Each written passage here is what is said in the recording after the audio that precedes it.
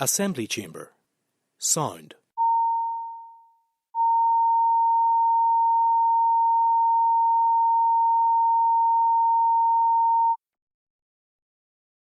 Assembly chamber. Sound.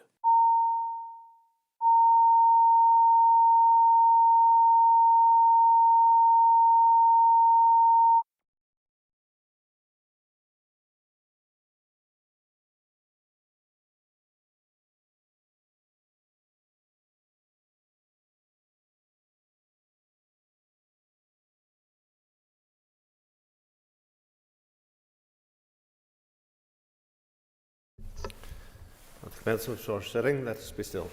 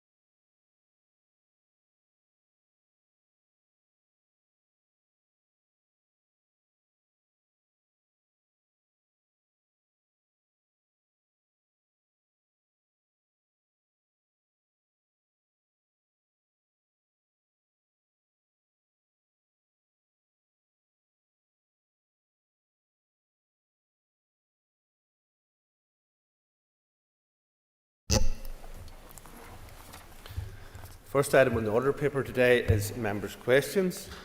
If members wish to be called to make a statement, they should do so by continually rising in their place.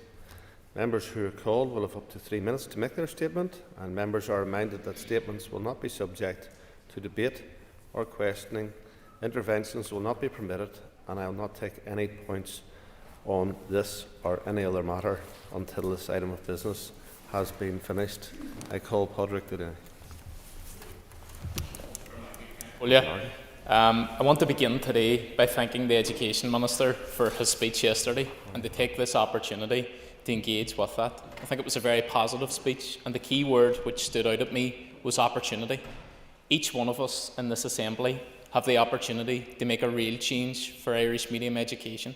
That means working as an education committee, and it also means working with the Education Minister.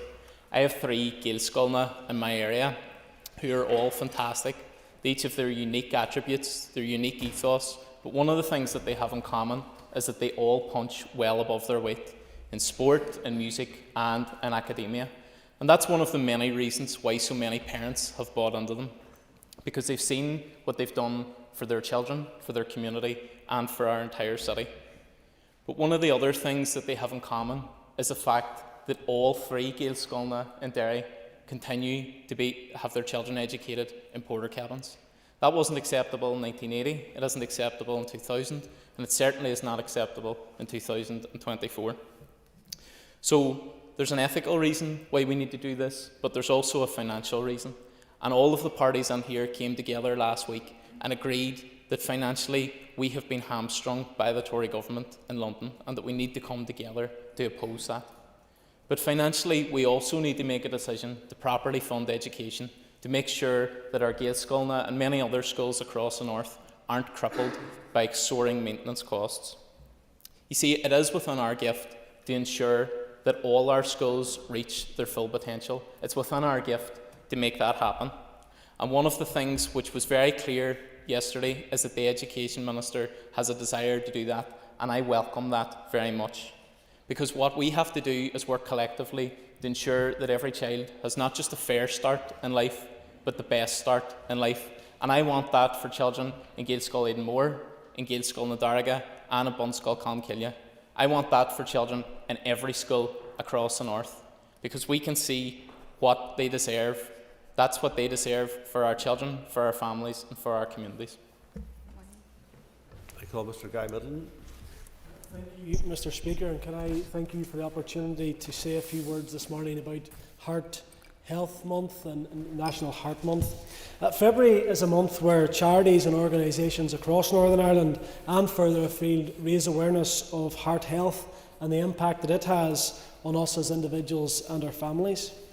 At the start of this month, many buildings across Northern Ireland were lit red to encourage people to get talking about heart health.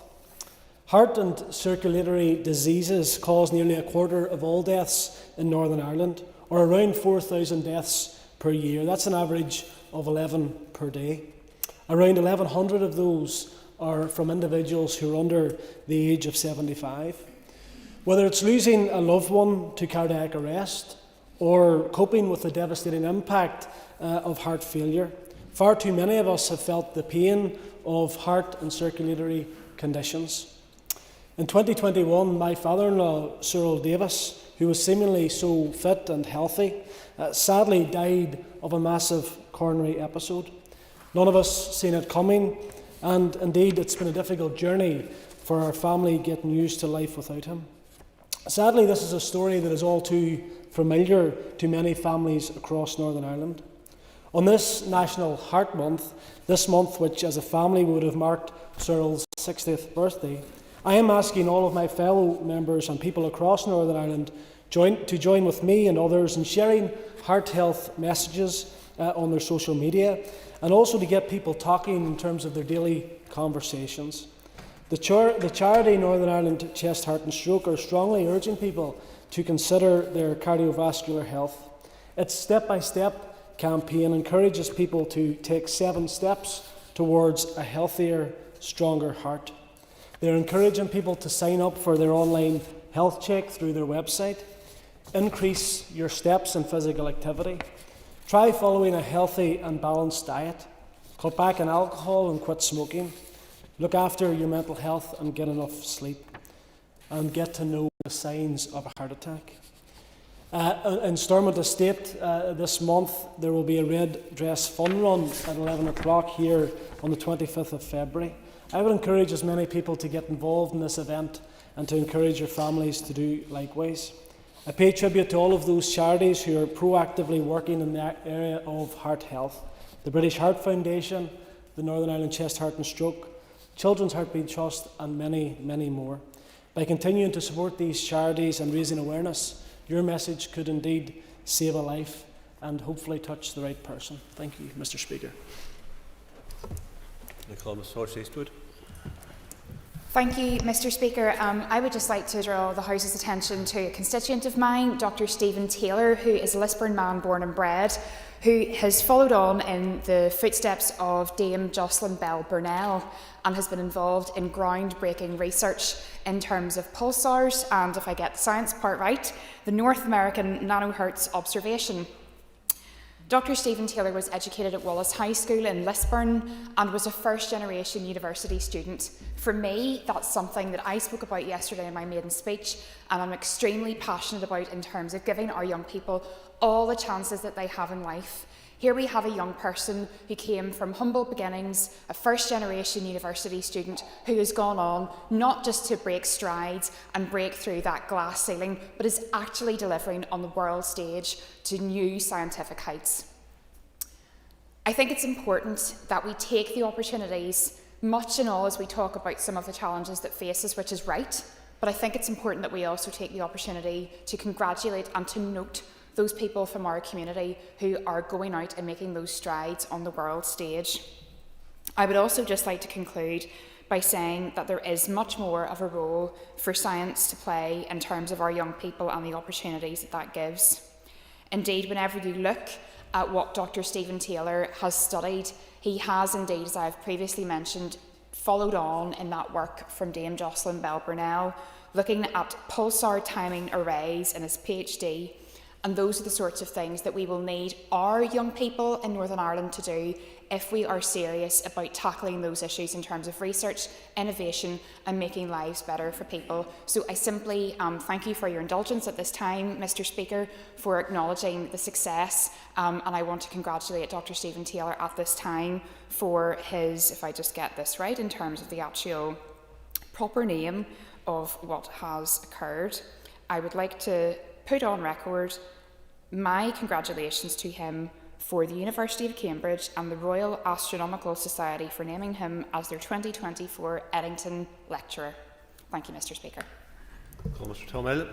Thank you, Mr. Speaker, and I wanted to congratulate a local sports club in Fermanagh in South Tyrone who have just been crowned world champions for the second year in a row, and it's in a lesser, maybe known sport in tug of war, and that's the Country Club, who are based in Fermanagh in South Tyrone.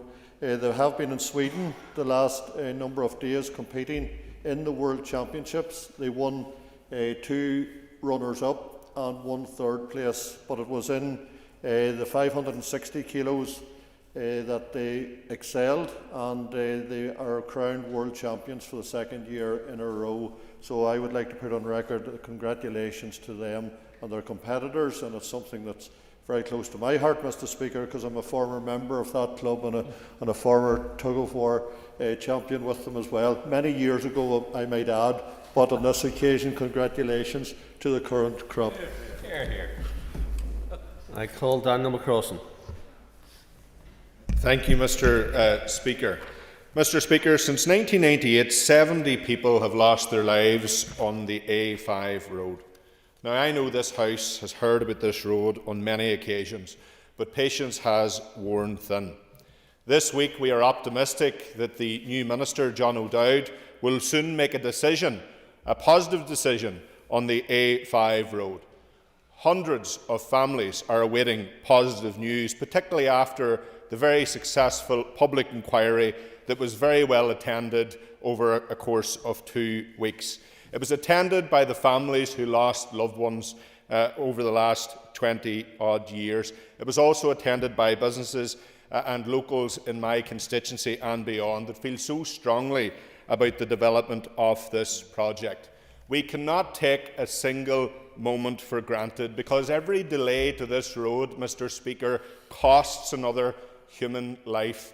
In recent times, there's been some horrific accidents on that road.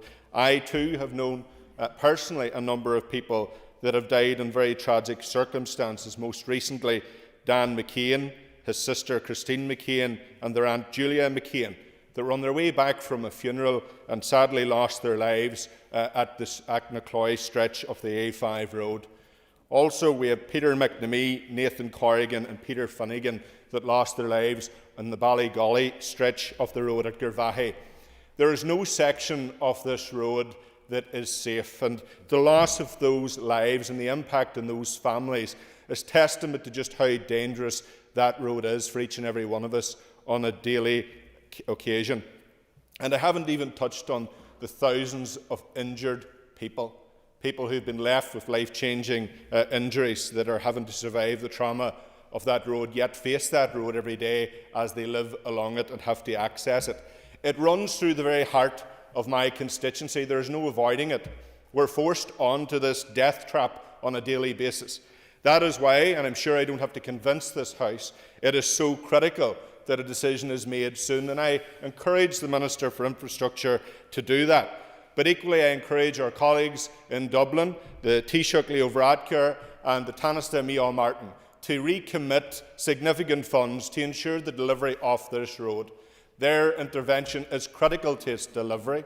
Their support for this project is critical for the delivery of the project. Today we think of all of those who have lost their lives, and we think of their families let us hope, Mr Speaker, the decision will arrive soon, and a positive one at that. Thank you.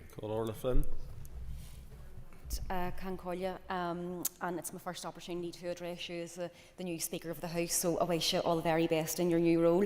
But this morning I would like to take this opportunity to highlight a very significant report that was published last Wednesday by the Patient Safety Commissioner in England. So the Hughes report is recommending that women who have been injured by pelvic mesh implants will receive a payment of £20,000 and that this should be followed by further payments for some individuals in relation to their specific cases. I do want to commend, I think she might be watching, streaming in online this morning, I want to commend Mary McLaughlin, who represents the Mesh Ireland campaign group. Mary actually travelled over to England last week to hear the findings of the report. And again, I mean, she is only one of thousands, many thousands right across the island who has been left terribly injured as a result of these mesh implants. The Mesh Ireland campaign group and also the Sling the Mesh campaign group, there are two local groups that have been supporting countless women over the past number of years who have been left with injuries, have lost their jobs, lost their homes, and in many cases have actually lost their marriages and their relationships as well because of the damage that was inflicted to their bodies as a result of these devices. I do welcome the Department of Health statement that they said that they are now considering this report and its findings, and would obviously just like to put it on the record that the issue is given very urgent attention because some of these women have been living with these implants in their bodies in extremely severe pain for now many years. I think the implant started here locally in 1998. So they've already faced delays in terms of their diagnosis. They haven't received timely interventions in terms of removal of these mesh implants, which are extremely difficult to remove. And then they also missed out on an opportunity that was availed. The women in Scotland were given a chance to go to the USA to have a world-leading mesh removal expert remove their mesh implants, and women here haven't had that option. So again, it's just to put the urgency on it that even if we here locally could consider, and the Department of Health could consider these redress payments, I do think that it would send a very clear signal to our women here that we obviously are conscious of the pain and the hurt that they have went through as a result of a failing of our health system, and that we're going to do all we possibly can to support them in the time ahead. Thank you very much. Harvey. So, Mr Speaker, as I rise here this morning for the first time in this new mandate, I do so with a deep sense of pride. Mr Speaker, I congratulate you on your recent appointment to your new role and wish you well in it. A tremendous opportunity and with that also a huge responsibility. However, Mr Speaker, my reason for rising here this morning lies much deeper than all this. I do so in remembrance of those who have gone before us, and I think back to, ironically, exactly 50 years ago now. Mr Speaker, your father, Charles Poots, along with my father, Cecil Harvey, walked these corridors, occupied these rooms and spoke fiercely in this very chamber. And it's them I wish to mention today in their memory. Both men were elected to the first Northern Ireland Assembly in 1974. I know Edwin and myself have many memories of them in this place and others. And when I'm on my feet, I also wish to welcome all the new members, and I'm glad you now have the opportunity to participate in all the proceedings of this House, and I do wish you all well, as I do all those who have returned to these benches. We are all here to help and improve the lives of others, and that should be our ultimate goal. Thank you, Mr Speaker. I call Declan Kearney. Thank you, Mr Speaker. I would like to express my condolences to Palestine in this statement. And 37,000 Palestinians are now dead or lie lifeless under the rubble of Gaza. 1% of all Palestinian children in the Gaza Strip have been killed. And in the space of 1 month, the equivalent of 2 Hiroshima bombs have been dropped in the Gaza Strip. Currently, 1.5 million Palestinians who have been forcibly displaced from their homes in Gaza are being pushed into Rafah, a place which is normally home to just 250,000. Mr. Speaker, this is an existential atrocity taking place in real time, and I would appeal to political and community leaders right across our society to support the demand for an end to this war, to support an immediate and permanent ceasefire, to ensure that the medical and humanitarian relief being denied to the Palestinian people is provided, and that Israeli forces are withdrawn immediately from both Gaza and the West Bank. It is time to end this war. It is time to end Israel's illegal occupation of Gaza and the West Bank. It is time finally to enforce international law, not simply to speak about it. And, Mr. Speaker, it is finally time to recognise the state of Palestine. I call Kate Nicholl. Thank you, Mr. Speaker, and I didn't get the opportunity to congratulate you on your elevation to Speaker yesterday. I'd like to do so now. When I was a newly elected MLA with a tiny baby in tow outside of my own colleagues, you were especially kind to me, and I know you'll do very well in the role. Mr. Speaker, I'd also like to speak on the matter of Palestine and what's happening in Gaza. As a South Belfast MLA, I do a lot of work with refugees and asylum seekers, and I'm currently helping 2 Palestinians whose family members are in Gaza, and I watch on how they are in despair, seeing what is happening. I think that you can acknowledge and recognise, and it is true, that on the 7th of October, the Hamas terrorist attack is something that must be condemned, unspeakable cruelty. You can also say what is happening in Palestine right now is unspeakable cruelty. And as someone whose focus is on children and the next generation, the fact that over 12,000 children have died, you know what? That is not a proportionate response. That is devastation. Every one of those children has a name and a family and a life, and they're gone. And I keep thinking about Hind Rajab, 6 years old, not much older than my son, and the fear she must have experienced, and the silence around these lives that matter. Every single person matters. Every person is important. Every life matters. And what is happening in Palestine is wrong, and the very least we should be saying right now is that it is wrong, and that the UK and the USA have to be unambiguous around the need for a ceasefire. I'll close by saying last year, during the Good Friday Agreement 25th anniversary celebrations, I met with Palestinian and Israeli filmmakers. And they kept asking me really specific questions about how we work together, how we appointed chairs, how our governance worked. This was just something so far-fetched, this idea of working together. And I keep thinking about them, these people that I met who had come here with such hope. Before October, before all of this spiraled, before their family members died, before they were living in complete fear. And I sent a message to one of the filmmakers and I said, I just want you to know we're rooting for you. What else do you say?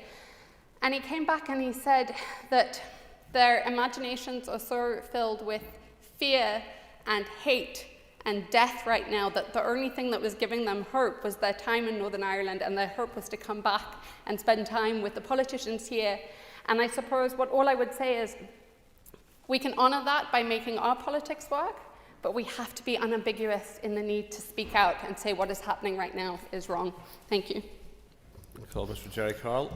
Thank you, Mr. Speaker. Mr. Speaker, sometimes things are so barbaric, so horrific to watch, you don't even know somehow how to even speak or begin to start to speak about it.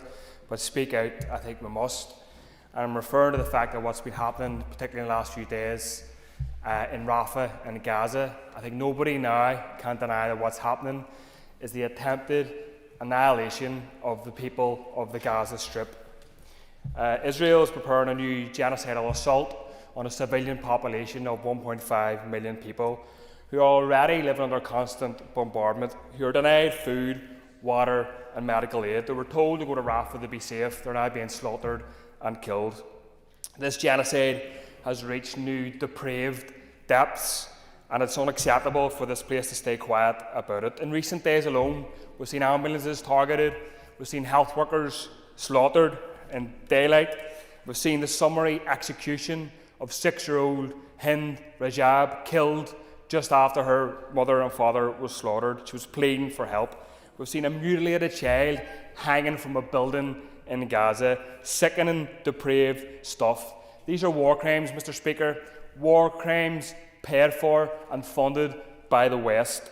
This has never been about Hamas. World leaders are funding, supporting, arming, or complicit in what's happening. They should be never forgiven for supporting these crimes against humanity, these crimes against Palestinian people. Let's say their names. Last week, when I first sat, Mr. Speaker, I urged MLAs to collectively call for a ceasefire. I submitted a motion to that effect. I think this Assembly needs to bring that forward as a matter of urgency to discuss this issue, to make it clear that we cannot operate as normal. We cannot continue as normal while a genocide goes on in plain daylight. There should be no diplomatic ties with Israel. They should be boycotted. The Israeli ambassador should be expelled from this island. And also I make a plea, a sincere plea. People should boycott the White House this St. Patrick's Day.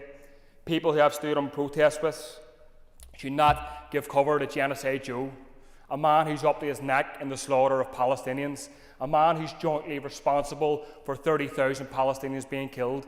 It's his money, his finance from the US that has allowed this slaughter to happen. So parties should not give cover to Genocide Joe this St. Patrick's Day. Parties should not pose with pictures for him, should not give him a bowl of shamrocks while he is up to his neck in this slaughter, and stand up for the people of Palestine. Free Palestine. Call Colin McGrath. Thank you very much, Mr. Speaker, and I welcome the opportunity to be able to make this statement today. And what I'm going to make it about is about the issue of the education of our children, which we all know is exceptionally important, but it's that issue for parents at times to be able to actually get to the school.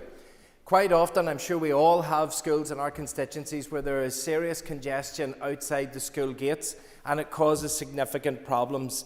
And within my area, my constituency, there is a problem outside Our Lady and St Patrick's Primary School on Edward Street, which causes much annoyance to those parents trying to get to the school, but also to the residents that live in that area. And what we have seen and witnessed along this street is large lorries, large vehicles making their way down that street, forcing children as young as P1s to have to be pinned up against a wall whilst large vehicles mount a footpath to get past. And this puts the absolute fear into them as they're making their way to school. Now, there is a solution to this, and I met last year with Sustrans and brought them down to witness and see what was taking place. And the solution is a school street scheme. These exist in the south, they exist in England and other places, and effectively what it does is where there is an identified problem, there is a restriction on traffic flow outside that school during the periods of time when children are arriving and departing from school. And that is enough to make that space safe. It reduces the pollution that there is in these confined spaces and that we're forcing our children and young people to consume, and it means that they can get in and out of school freely. We don't currently have that scheme. We were told by the department that we couldn't because there was no minister. And I'm hopeful now that we do have a Minister for Infrastructure, that we might see at least a pilot project take place to see if we can evaluate the benefits, and I would advocate for that happening in Edward Street in Downpatrick. I have written to the Minister this morning, and I hope that that's something that we can see. If it did take place and it was successful, it should be available to other members in other constituencies, and then we can allow our children to get to and from school safely. Thank you. I call Jim Allister. Mr. Speaker, this week, within days of Sir Geoffrey Donaldson and some of his nodding acolytes on the DUP benches, telling us that the Union had been restored, that Northern Ireland's place within it was secure, and that the Irish Sea border had been removed.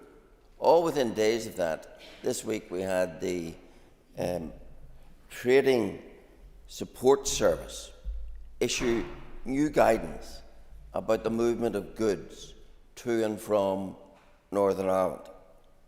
And that new guidance expressly defines goods produced in Northern Ireland as union goods, not UK union goods, European Union goods. Expressly declares that, and that, of course, proceeds in that guidance to define Northern Ireland as EU territory. And that is because, contrary to what Sir Geoffrey has said, Northern Ireland, because we continue to be under the EU Customs Code, is operating on the basis that GB is a third or a foreign country. And the guidance from the Trading Service goes on to say that if you are moving goods from Union territory like Northern Ireland to further Union territory like the EU mainland, and you go through GB, then you have to prove, by virtue of what's called proof of union status, as to the that your goods actually came from Union territory. So transfer goods through GB to the EU mainland, businesses in Northern Ireland are going to have to demonstrate, with all the paperwork and bureaucracy that goes with it, proof of union status. And likewise, goods coming from the EU via GB into Northern Ireland have to do that. And of course, the inevitable consequence of that is that goods will those who are transporting goods will choose to simply transport them more and more via the Republic of Ireland to avoid the proof of union status, and to bring them in via the Republic of Ireland. And therefore we shall have further diversion of trade in consequence of the fact that Northern Ireland outrageously continues to be regarded as Union territory. Well done, Geoffrey. That concludes all the members who sought to make a statement. We got 12 in yesterday, got 12 in today. Some of them were very interesting, and I commend members for raising a wide range of topics, which I think are quite useful. So the first item of business is a motion to suspend Standing Order 21, or 20/1. So Clerk, please read the motion. That Standing Order 21 be suspended for Tuesday, 13th February 2024. I call Paula Bradshaw to move the motion. Before we proceed to the question, I remind members that this requires cross-community support. The question is that the motion stand in the order paper be agreed. All those in favour say aye. Contrary, if any, no. The ayes have it. The ayes have it, as all sides of the chamber have been represented in favour. I will now ask members to take their ease, and there will be a change at the top table.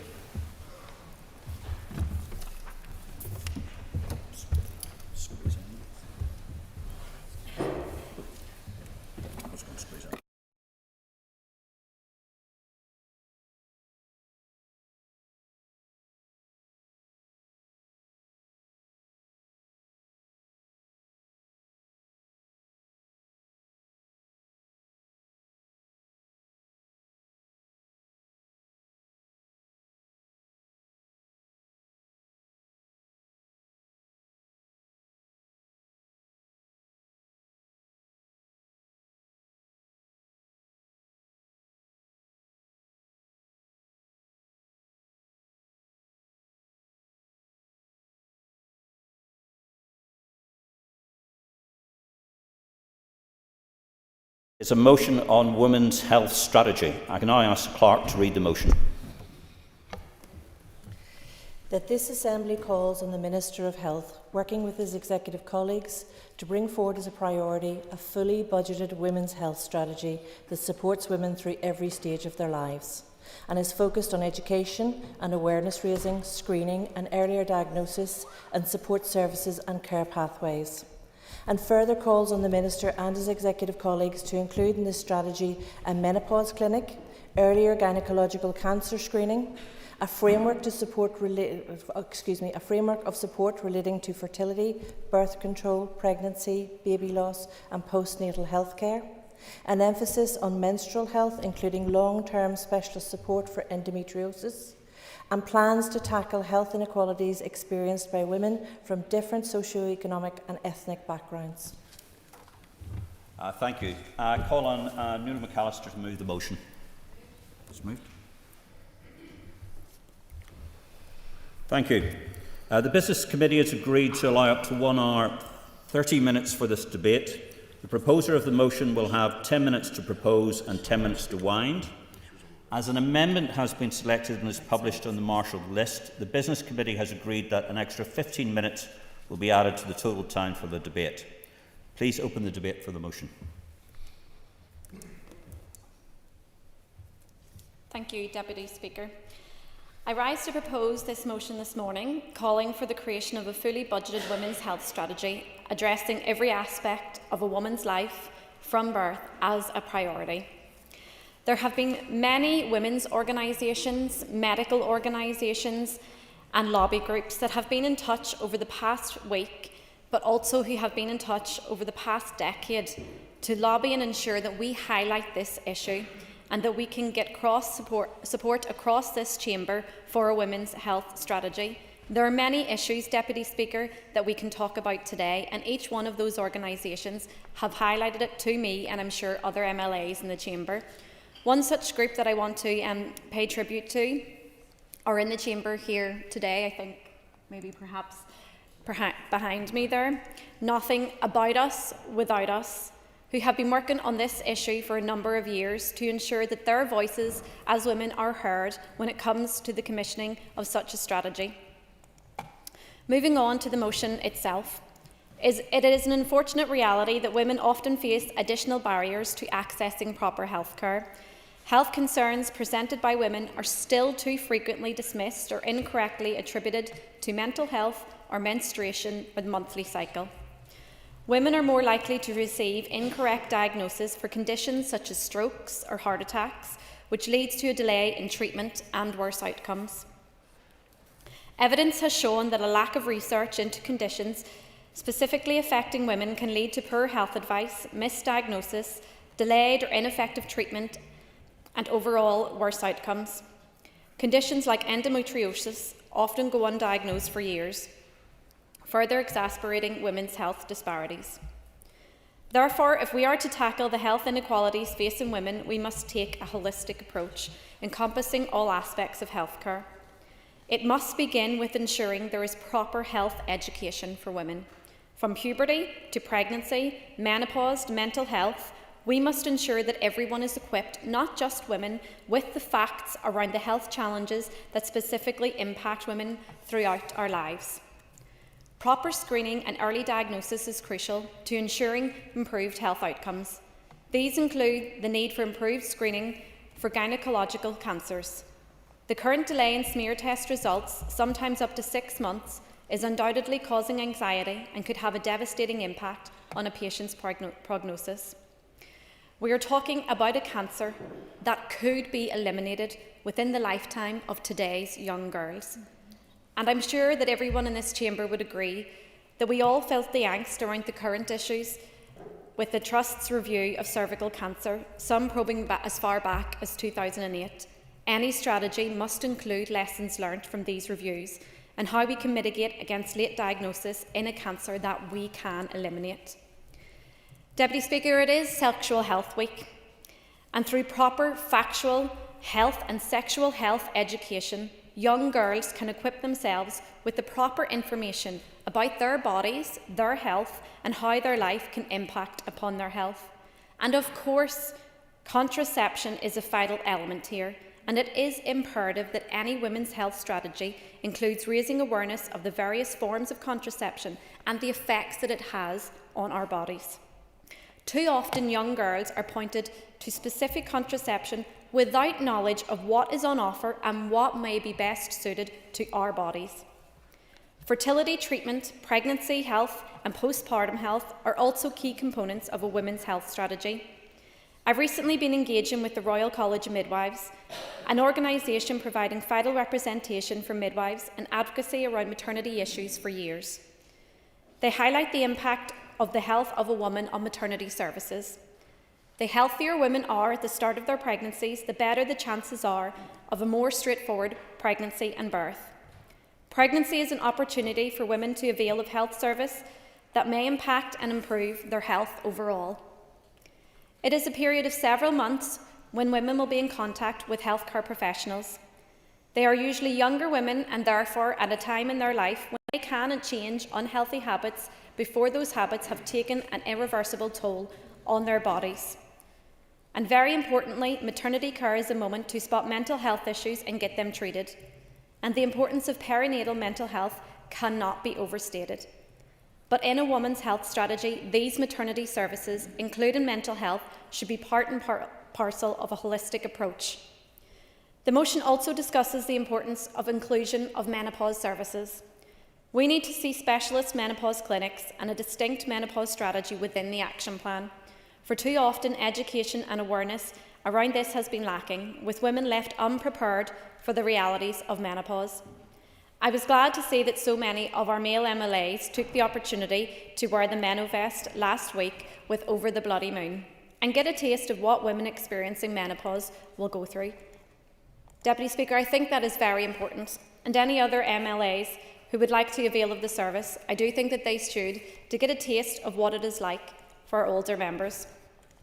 I want to thank the Chartered Institute of Physiotherapy for highlighting the crucial role that physiotherapy can play in addressing many of the health inequalities that women face by providing tailored care for women throughout their lifespan. From prenatal care to postpartum rehabilitation, pelvic health, menstrual health, menopausal health, breast health and preventative care, physiotherapy can offer comprehensive support for women's unique health needs. This is just one example of how this strategy can and must take a holistic approach. It is also important to note that any strategy must take account of the additional issues with which women from different socio-economic and ethnic backgrounds face. There are clear disparities in health outcomes and life expectancy between the most and least economically prosperous areas of Northern Ireland.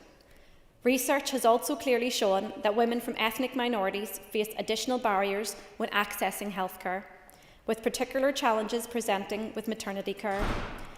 If we are to properly address this, it must be an intersectional approach. I welcome the amendments submitted by Linda Dillon and Liz Kimmins asking for a reduction of the gender gap in cardiovascular outcomes to be included, and we will support today. Heart disease is the leading cause of death for women in Northern Ireland, with around 26,000 women here living with heart disease according to the British Heart Foundation. There is a clear need for a gendered approach to tackling the prevalence of heart disease and the disadvantage that women face at every stage of the patient pathway. I was glad to see that the Minister referenced the need for a Women's Health Action Plan in his remarks when returning to office last week. This is a piece of work that is long overdue, with work beginning in the department but unfortunately being delayed to the pandemic and the collapse of the Assembly, and it is important that any such action plan takes on board a co-design approach with the many organisations and practitioners who are experts in this field, Minister. It is crucial that work resumes as soon as possible on this strategy to ensure that women in Northern Ireland can have confidence that their health is a priority for this new executive. Thank you. To move the amendment. Thank you, Linda. Thank you. Linda, you have 10 minutes to propose and 5 minutes to wind. All our speakers will have 5 minutes. Please open the debate on the amendment. Thank you very much, Mr. Speaker, and I want to thank the members for bringing this motion to the Assembly today, and I welcome the opportunity to speak to the issue. That we're having to call for a women's health strategy in 2024 is far from ideal, but I am glad that we are finally getting to that point, not only to having the conversation, but to hopefully having the opportunity to actually implement a strategy. And I know that the department have already been doing work even in the absence of an assembly, and was given that reassurance by the Permanent Secretary in the meetings that I did with him prior to this assembly being restored. I would like at this opportunity to thank our MLA Orlea Flynn as chairperson of the All-Party Group on Women's Health. She has kept a strong focus on the issues facing women and their health.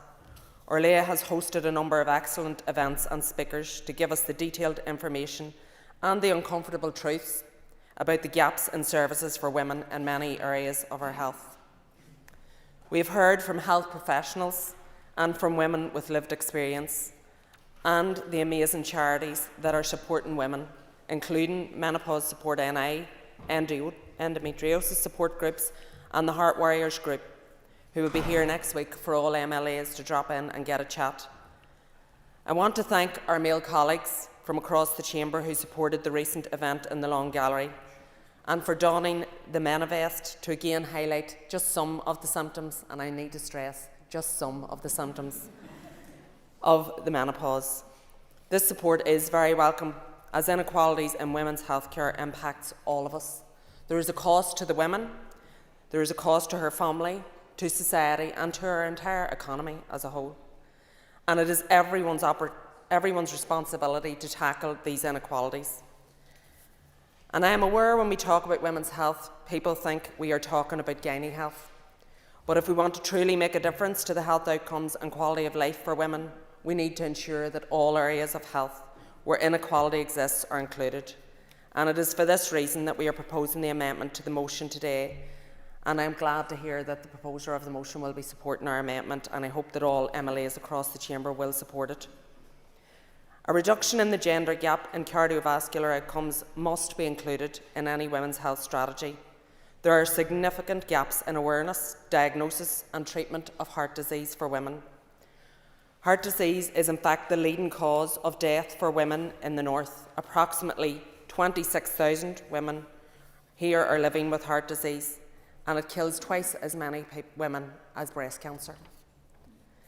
In 2022, almost 2,000 women died from heart and circulatory diseases in the north, with 334 of those deaths resulting from heart attack. A heart attack is a medical emergency, and as we all know, timely, effective treatment is critical. However, the British Heart Foundation funded researchers found that women are less likely to receive guideline-indicated care, and that more women die than men following a heart attack. Women are 50% more likely than men to be misdiagnosed or receive a delayed diagnosis following a heart attack, and are more likely than men to exhibit longer delays in seeking medical care after the development of symptoms suggestive of a heart attack. And I would say that we can attribute this probably to social bias, but also to the lack of awareness, the lack of education, the lack of understanding among both men and women, and among our medical profession, because most of the research around this issue was done on men. So we need to make sure that that changes. Women are dying needlessly of heart disease because our health system has failed to recognise and address the lack of awareness, the misdiagnosis, the delays in getting appropriate treatment. We have an opportunity in this new Assembly, and our new Health Minister has an opportunity to turn this around, to do better, to deliver for women who are being failed by our health system. I would also like to address some of the other areas in the main motion around the health care of women and the serious challenges in accessing services and treatment. As a 47-year-old postmenopausal woman, not afraid to say my age because I still think I'm younger, I have experienced firsthand the gaps in services and treatment and just basic information and advice about how the menopause can affect you. I was only 40 when my menopause began, and I decided I would tough it out, that I would get through the hot flushes and get to the other end of it, and I could do it without HRT. But that was due to ignorance about what I was going through. It was due to a lack of understanding, a lack of basic advice around it. And I sat at an event in St Joseph's High School in Coal Island last year and listened to Dr. Declan Quinn, and that presentation gave me more information in half an hour than I had had in my whole 47 years of life. So I think that tells us all we need to know about the information and advice out there for women. So for me, the big concern were the things. I knew I'd been through the hot flushes, I knew I'd been through 3 or 4 years of not being able to sleep. What I didn't know is that the brain fog that I was experiencing was due to menopause. What I didn't know was that it was impacting my bones. So the first thing I did the next morning was contact my GP and started HRT. And I'm very glad that I did that, because I am somebody who, as I said, feels young. I want to be as young as I can for as long as I can. as mobile and independent as I can for as long as I can. And we have a responsibility to ensure. Absolutely. Agree with me that we need to remove the stigma of HRT. If you have any other condition, you will go and get the medication, but there is this reluctance for women to go forward and get their patches. Absolutely, and it's one of the reasons why I decided to speak about my own experience here today, because I think if we don't talk about it, it's like anything else. It's not going to be, we won't be educating our women coming behind us, our daughters, or our own young women that are coming behind us. So I think it is important that we speak about it, that we normalise the conversation around it.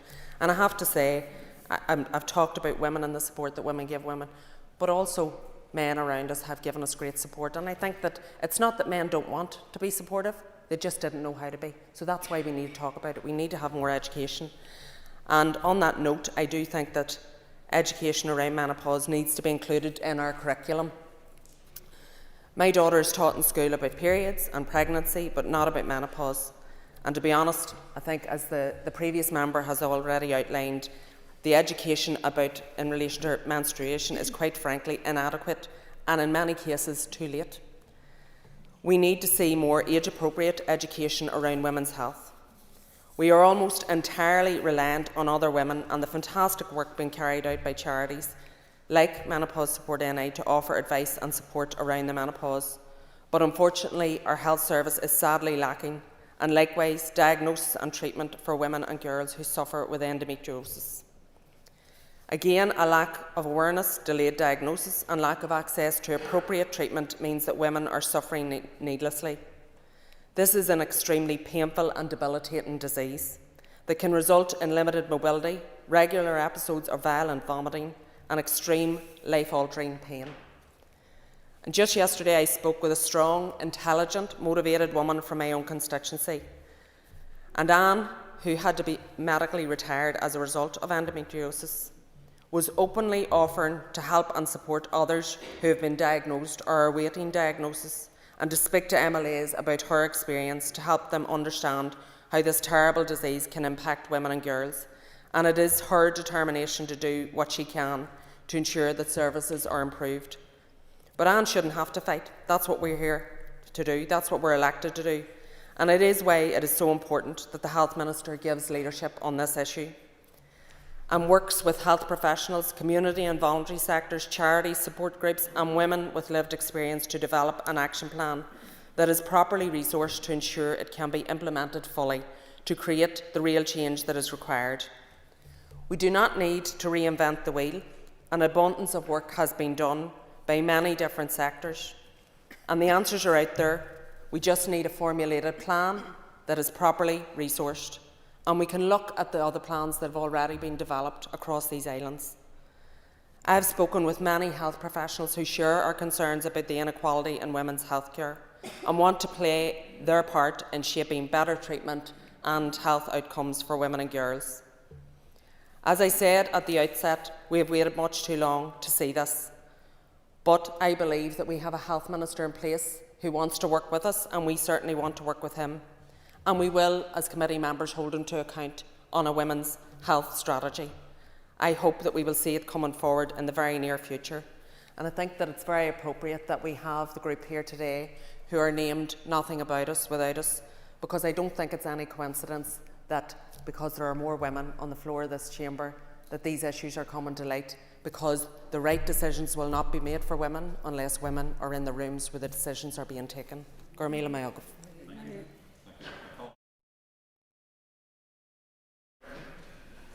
Thank you, Mr. Speaker. I offer my congratulations on your post. And to you, Minister, thank you for coming to respond to this debate. We do, as a new member of the Health Committee, I look forward to working with you, holding you to account, but I hope working constructively in the things that we do, because it is very important. I rise today to offer my support for the motion and indeed for the amendment. I think that these are extremely important issues, and as has been said by the previous speaker, they offer at times an uncomfortable truth into the state of services for women's health in Northern Ireland. So on a broad level, I want to welcome this motion as appropriate and indeed necessary.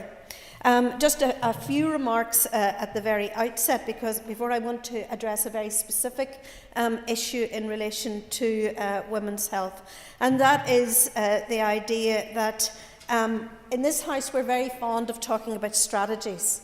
And yesterday we talked about a strategy, and no doubt next week we'll talk about another strategy. But actually what we need is action. And strategies take years to develop, they take money to implement, but that is no reason not to have action in the meantime.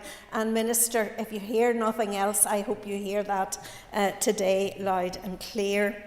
I also want to acknowledge, and I think it's really important, that we look at the link between deprivation, poverty and poor health, particularly for women and indeed for families. And I think that this is something that we need to have a strategy that just doesn't copy other strategies, but that actually is pretty much joined up and quite specific and very, very important.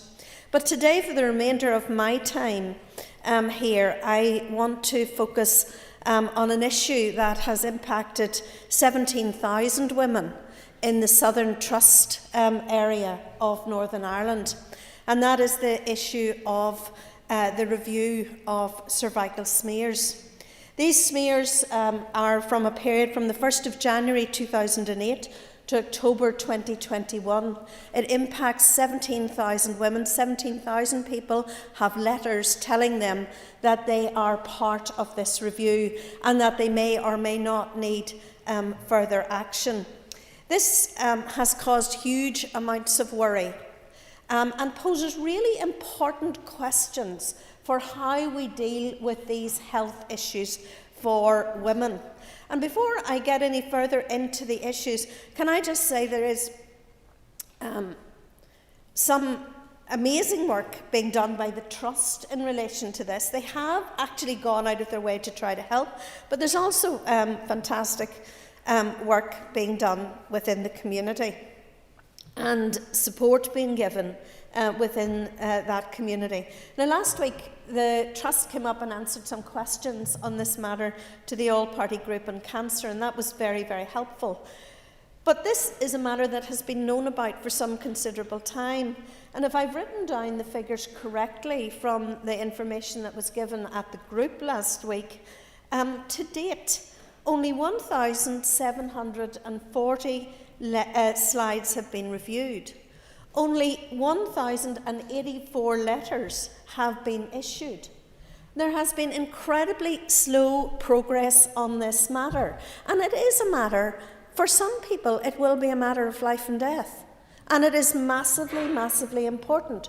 So I am asking the Minister today that he makes sure and takes charge of this issue to make sure that there is the capacity within the Trust and indeed other trusts to help out in speeding up the process of this. So just in closing, and I don't want to go over my time too much with your indulgence, Mr. Speaker, just some things that these women have asked me very, very specifically to mention in relation to their tests. Many of these women will want to see the review procedure conducted fully, and that is not just their HPV status, but also the cytology behind their tests. Many of them want to know, Minister, what is the process? Oh, of course I will, yes. And of course, because in regards to this issue, I do want to address her and give her that little bit of extra time in regards to her speech. Because I can say that plans have been developed by the Trust and PHA actually to address the cervical screening review of those samples. And assurances on this and the wider cervical screening programme are being provided to the Department via cervical screening oversight and the assurance group, which is being now chaired by the Deputy Chief Medical Officer, Professor Lough Neagh, and Peter Toogood, our Deputy Secretary of Social Care. So just to give the member a little bit more time in regards to this topic. And I do appreciate that this is something that the Trust and indeed the Department have and should take very, very seriously. But there are a number of issues that are still outstanding. We have a remarkably low uptake of appointments in relation to the cervical screening. The member bring her remarks to a close, yes, please. Thank you. And we need to address that particular issue. We also need to address the issue of assurance for screeners in the future. The national performance level for this is 90%. The Southern Trust actually adopted lower performance I could levels. ask the member to bring her remarks to a close. But we do, Minister, need to make sure, and we need to hear from your department, that you will ensure that this performance level is reviewed and kept at an appropriate level. Thank you. And I call on Alan Chambers. Thank you, Mr. Deputy Speaker, and can I take this opportunity to congratulate you on your appointment to your new role in this chamber. I wish to commend the proposers of the motion for bringing this very important topic to the chamber today. A fact that I often find staggering is that although women in the UK on average live longer than their male counterparts, women spend a far greater proportion of their lives in ill health and disability. And that's not just a quirk or a coincidence. There are big and important reasons behind it. For far too long, women-specific health issues were often either ignored or openly disregarded. Certainly, it seems that until only fairly recent times, the whole issue of women's health received much less public attention and discussion than it deserved. With such advances in science and understanding, as well as in modern medicine and treatments, there shouldn't be any taboos subjects in 2024. As has been said, women make up 51% of the population, and yet, as a man, I freely accept that there remains a misunderstanding, or perhaps better described as a lack of understanding of some really important issues. That includes not only the menopause and of menopause symptoms, but a slate of other issues also. I'd be the first to acknowledge that more awareness is needed by myself and many of my male peers to highlight just how severely the issues can impact a woman's life. There have been so many changes over the last 50-odd years, and thankfully the contribution made by women to society and to the economy is now better recognised and celebrated, especially compared to how it was so overlooked in years gone past. But of course, there's much more that could be done. And they're not just perceived barriers to better women's health, but real and actual obstacles.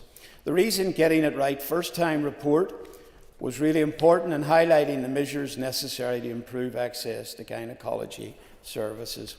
And similarly, whilst there has been some really important progress made in recent times on broadening fertility support, as well as critical investment in the likes of perinatal mental health, I think we can all agree there is still more to be done. With so many problems already weighing down on our health service, we can scarce afford to be making the situation any worse. And yet, that is exactly what is happening with such profound health and social inequalities. And these inequalities are sometimes directly contributing to high unplanned pregnancy rates, the clear gender gap in cardiovascular outcomes, poor maternal outcomes, and high obesity rates, to name just a few. So I think the case for a women's health strategy is well made. And so, listening to the media last week, I was reassured by the commitment of the current Health Minister to move at pace in this regard. The development of an action plan will immediately focus minds and should deliver progress now in the areas where possible, while the development of a much higher level and more strategic women's health strategy runs in parallel. I suspect there will be broad political unanimity from the Chamber for this motion, and that's something we should all welcome. And in particular, I suspect there's also unanimity in the need to adopt a whole life course approach, a phrase that I suspect we will start to hear more often in this chamber. Our health service belongs to us all, and so goes without saying that it must also serve us all. And in particularly, that must see the fundamental principle of equal access to treatment prioritised on the basis of clinical need and not of either personal circumstances or gender. Therefore, Mr. Deputy Speaker, I and my party fully support the motion and the amendment before the House today, and I look forward to seeing work on both the action plan and strategy getting underway very soon. Thank you, Mr. Deputy Speaker. Deputy Speaker, and congratulations on your position as Deputy Speaker. The SDLP will be supporting the motion today, and we will also be supporting the amendment. Last year, a woman came into my office who was waiting for surgery for endometriosis. The debilitating pain had forced her to leave a job that she loved in the health service. Years later, she was languishing still on a waiting list, weighing up whether to remortgage her family home to pay for private treatment. And she is not alone. This is just one of the countless stories from women who face barrier after barrier in accessing healthcare. Last year, I carried out a survey on women's experiences, and I had over 500 responses, and it painted a really stark picture of a broken and inaccessible service. I have delivered the full report to the Department of Health, and hopefully the Minister will know that 90% of respondents felt that there was an inadequate service provision available for the biggest healthcare issues affecting women. They listed gynae health, mental health, maternal health and menopause as support and many other issues, and I'm deeply grateful to them for their personal stories.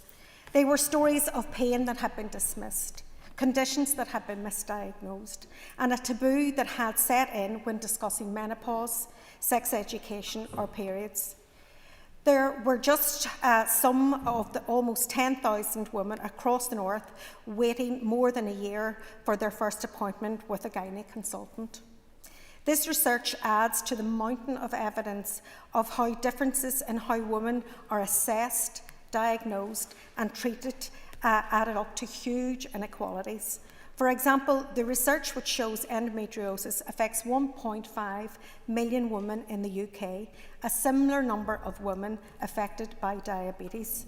But while diabetes services are well established, there is a devastating lack of support for women with endometriosis. It is long past time. Oh yes, certainly, sir. Member for giving way, and would she agree with me that the length of time it takes to get diagnosed with either endometriosis or PCOS, for example, is absolutely shocking, and that early intervention and that early diagnosis is key to treatment and to quality of life? And would she also agree that it's key that we ensure our GPs have appropriate training to highlight and diagnose these issues? Thank you. Thank you, Member, for the intervention. Absolutely. It can take anything from 10 to 15 years to be diagnosed with endometriosis. The member has an extra minute. I first suffered my first symptoms of endometriosis when I was about 16. I was 26 before I got actually diagnosed, and that was a way back in different decades in the 1990s. And unfortunately, our diagnosis has not moved on in that time. In fact, some of the gaps are getting larger. So it's long past time for the inequalities faced by women accessing healthcare by following the example of every other part of these islands and agreeing a comprehensive and fully funded women's health strategy. While an action plan is currently underway, and that is to be commended, there is no substitute for a strategy with meaningful timelines and funding attached, one that can address the inequalities women face in their lives from puberty right through to postmenopause. I've engaged extensively with grassroots women's organisations across the North West, organisations like Dairy Well Women and Dairy Women Centre and many more, and they have been forced to plug the gap of statutory services, delivering programmes on the ground for women in desperate need. Mr Speaker, now is not the time to start small. Women deserve ambition. That is why a women's health strategy must end the postcode lottery for services through regional regional balance. This means rolling out regional women's health hubs where women from across the north can secure faster access to treatment. And this includes abortion services. The Health Minister must fulfil his obligations in providing these services. Abortion is healthcare. A women's health strategy should also introduce better training for healthcare professionals, funded research on the gender inequalities in healthcare, and the collection of the right data to inform that policy. Our healthcare workers are dedicated, but they need to be supported by the right tools. The development of a women's healthcare strategy must incorporate the voices of all women, particularly those who are Black and minority ethnic, disabled and LGBT. Only by being fully inclusive can the strategy be fully effective. I firmly believe that this work should be led at a senior level. England has appointed a Women's Health Ambassador. We should follow their lead so one person can lead the implementation of this strategy. Mr Deputy Speaker, an ambitious, intersectional, regionally balanced women's health strategy has the power to radically improve women's lives and their outcomes. But women are literally sick and tired of waiting. Thank you. Thank you. May I call Orla Flynn?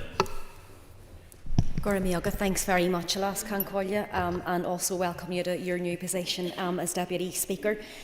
So I'm very happy to rise today and speak in support of the Alliance motion and also the amendment that's been led at the Assembly.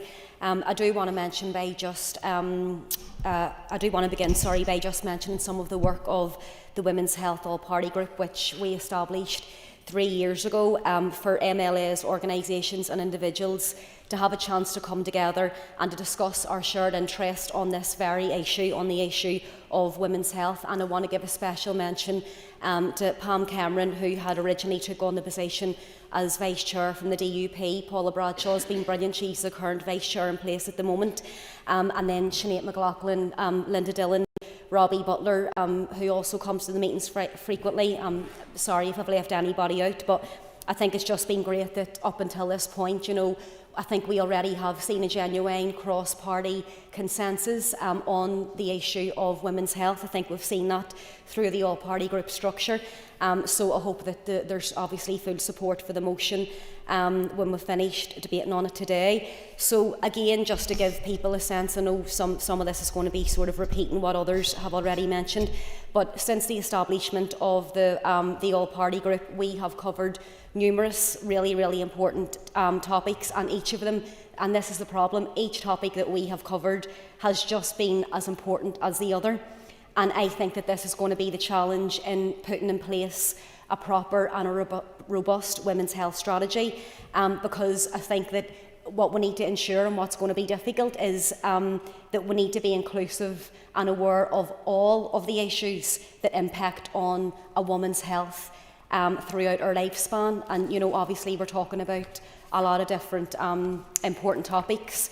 Some of the ones, again, that we've covered just to date in the APG structure include human rights and pregnancy, childbirth, maternity services, perinatal mental health services, miscarriage, fertility, baby loss, MESH, menopause and breastfeeding, mental health, pelvic health and abortion.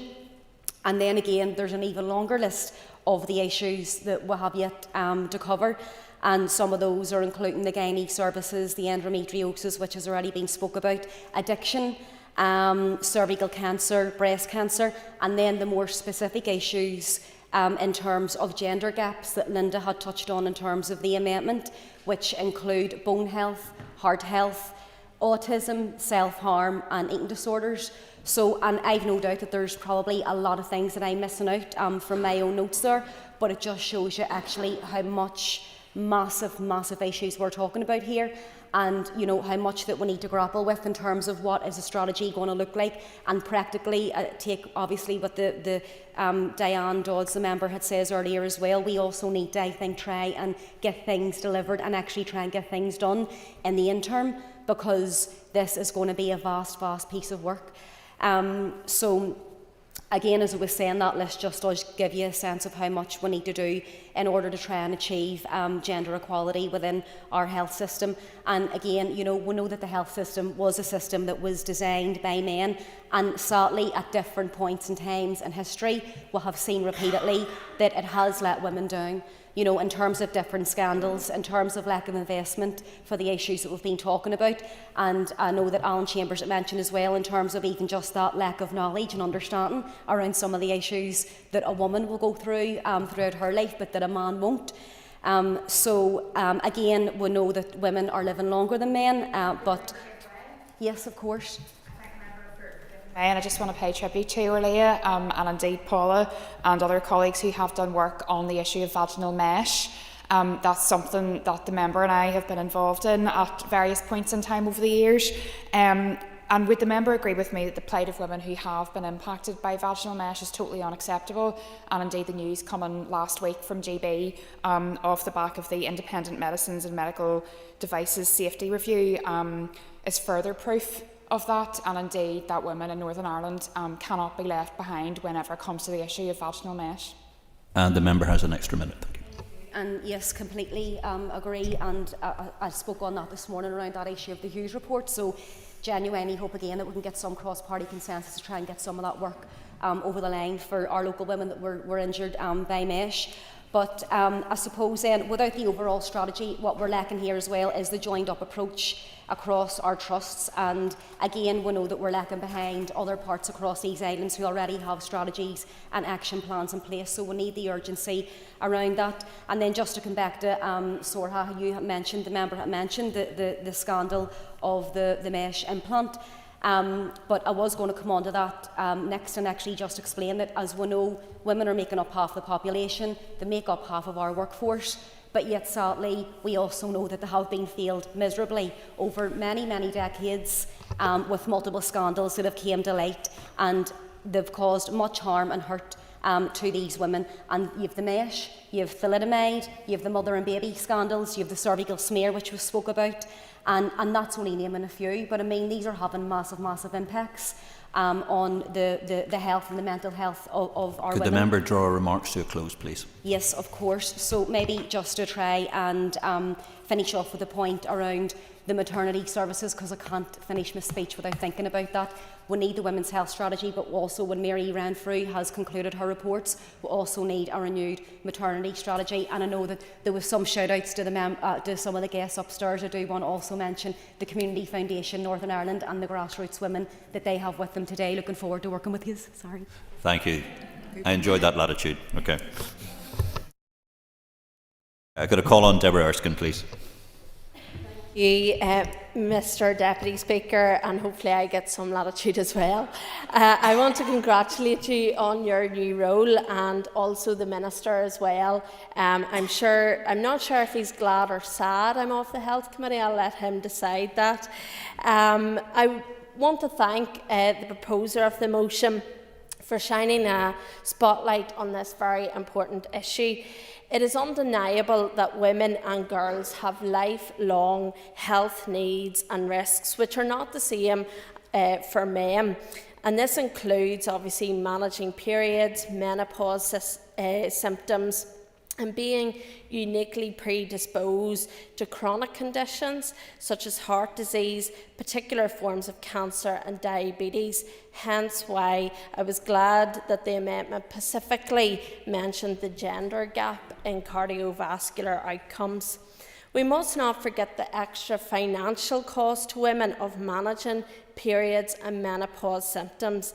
And it must be pointed out that without adequate health support, women can often find themselves needing extra time off work, and in severe cases actually having to leave the workforce altogether. Simple intervention and support within our medical professions and workforces could actually prevent this from happening. So therefore, the duty is not just on the health department, it's a cross-departmental issue, and I'm glad that the motion does point to that cross-departmental element. There is a need for women and girls in Northern Ireland to have better, more accurate and timely information to support the need to face the challenges that they will face. It simply is unacceptable that women face crippling anxiety, sleepless nights, because they are forced to do their own research and figure out how to access the right support. Now, we know that there's health strategy in place in England and a women's health plan for Scotland, and it's my understanding that ministers are in the process of producing a similar document in Wales. Northern Ireland should not be left behind in identifying and tackling the issues head on. Furthermore, it's important that any women's health strategy does not fall victim to the pitfalls elsewhere. We need to take account of our own unique position in Northern Ireland in terms of our health trusts, our education system, the council and the role they can play, and indeed our community and voluntary sector, who play a vital role in our communities, particularly deprived communities. It is crucial that we do not raise expectations either, only to have an eventual strategy fall flat. There need to be clear metric indicators for measuring success, as well as strong levels of accountability built in. And this is even more important if the strategy is in a lifetime of 3, 5 or 10 years, to make sure it actually does what it says on the tin. We must ensure that any strategy coming forward also complements any forthcoming anti-poverty strategy, violence against women and girls, and any other health strategy, so that there isn't any divergence, I suppose, in policy. Ultimately, a women's health strategy in Northern Ireland will only succeed if there's wholesale buy-in from our communities, from healthcare professionals and from women themselves. The stigma that sometimes is associated with menopause and endometriosis must be addressed. Even within primary care, we need to ensure GPs and other frontline health staff are trained and have a better understanding of the toll these conditions from an earlier age, so that the right care and treatment can be provided to those women and girls affected. Yeah. Thank the member for giving way, and I just want to ask if the member would agree that education of young girls being critical in this very important topic, would it be her opinion that this should be led by a Department of Health or through the schools or the voluntary community sector? And the member has another minute. And I thank the member for her intervention. I believe that this is cross-departmental, and certainly the earlier that we can get education for young girls, the easier it will be to go forward in some of this. Most women just want to be heard and listened to, and many of us who've went to the doctor have that fear of our concerns and symptoms being recognised and heard and action being taken. So I hope today is the start of ensuring women and girls across Northern Ireland have the right access at the right time, with the right education in place, so that we can build healthy communities going forward. Therefore, I support the motion and the amendment today, and I look forward to seeing progress in this regard. Thank you. Thank you. And I'll try it again. I call on Kelly Armstrong. Very much, Deputy Speaker, and congratulations on your role in the chair.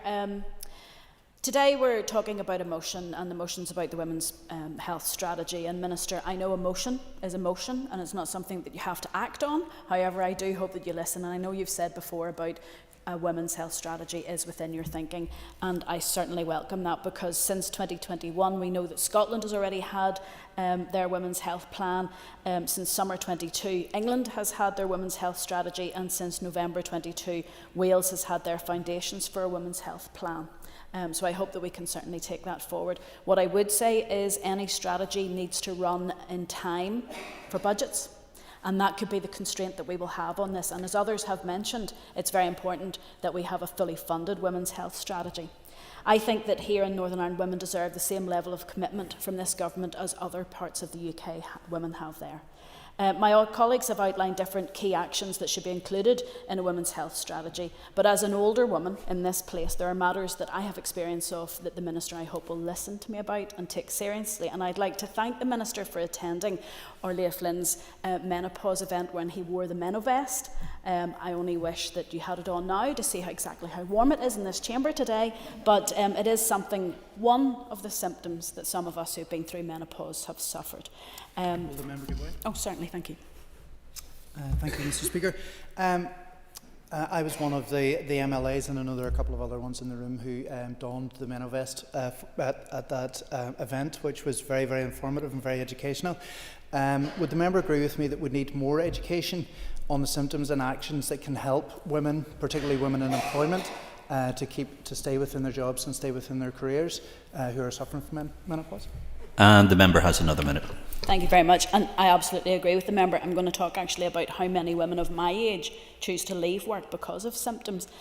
Menopause, including surgical menopause, which many people forget to mention, is life-changing and impacts so many areas of a woman's life, including her physical and mental health. There's impact on her finances, there's a proven negative impact on her employment and her relationships. A funded women's health strategy must make provision for services that support menopausal women, and that needs to include mandatory training for GPs, given so many women have had to turn to private health just to access treatment. GPs should be instructed to prescribe medicines that have been recommended by private practice. The strategy should include research into the broader benefits of testosterone for women, and there must be resourced menopause clinics available in each trust area for every woman. But to be honest, I would prefer that there was actually a specialist in each GP practice to give access to all women.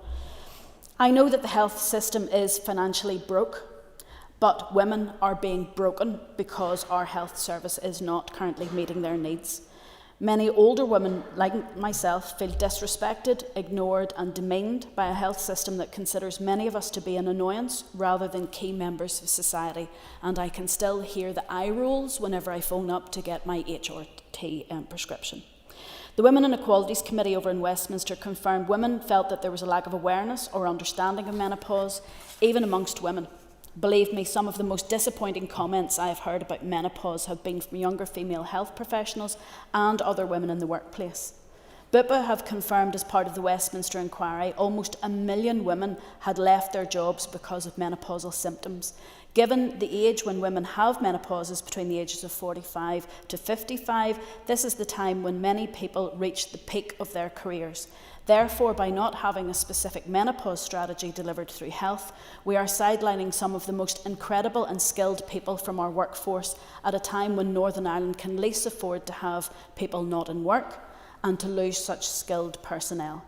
Therefore, I back a call to have a women's health strategy that will at long last provide a plan to invest in resources, including training for health professionals. Lastly, Mr. Speaker, I wish to address a matter very close to my heart, and that is miscarriage and fertility treatment. For many people in Northern Ireland, fertility is not simple or easy. I have never hidden the fact that I have been through miscarriages and IVF, and it was painful in so many ways. A key element of any women's health strategy has to be access to fertility specialists and support for women following loss, during and soon after pregnancy. Like menopause, fertility support is very limited through our health service. For many, health treatment is not free at the point of use. In Northern Ireland, we have a growing private fertility system where families are spending thousands of pounds to access treatment that is available elsewhere in the UK where NICE guidelines are being delivered.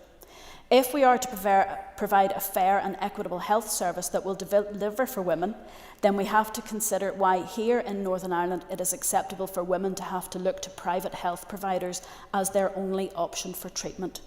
Minister, I will hold you to your word. I hope to see a women's health strategy in this mandate. Thank you. You're next on, Sean. As this is Sean Mulholland's first opportunity to speak as a private member, I would remind the House that it's the convention that a maiden speech is made without interruption. I call Sean Mulholland. Thank you, Mr Deputy Speaker, and congratulations on your new role. I proudly rise today to support this motion on behalf of the many women in my constituency of North Antrim. But firstly, as this is my maiden speech, I'm in the unusual position of acknowledging not one but two predecessors, because it would be remiss of me not to acknowledge the almost 2 decades of representation that Mervyn Storey gave to my constituency, and I thank him for his service. Patricia O'Lynn was unable to avail of the opportunity to rise in this chamber on behalf of our constituents, but I thank her for the work that she carried out in the months following her historic election to this place as the first woman from North Antrim. Rest assured, I am honoured to represent North Antrim now, and I will do all within my power, with passion and heart, to represent those who voted for an alternative. They say it takes a village to raise a child, and that is never more true than the child of a politician.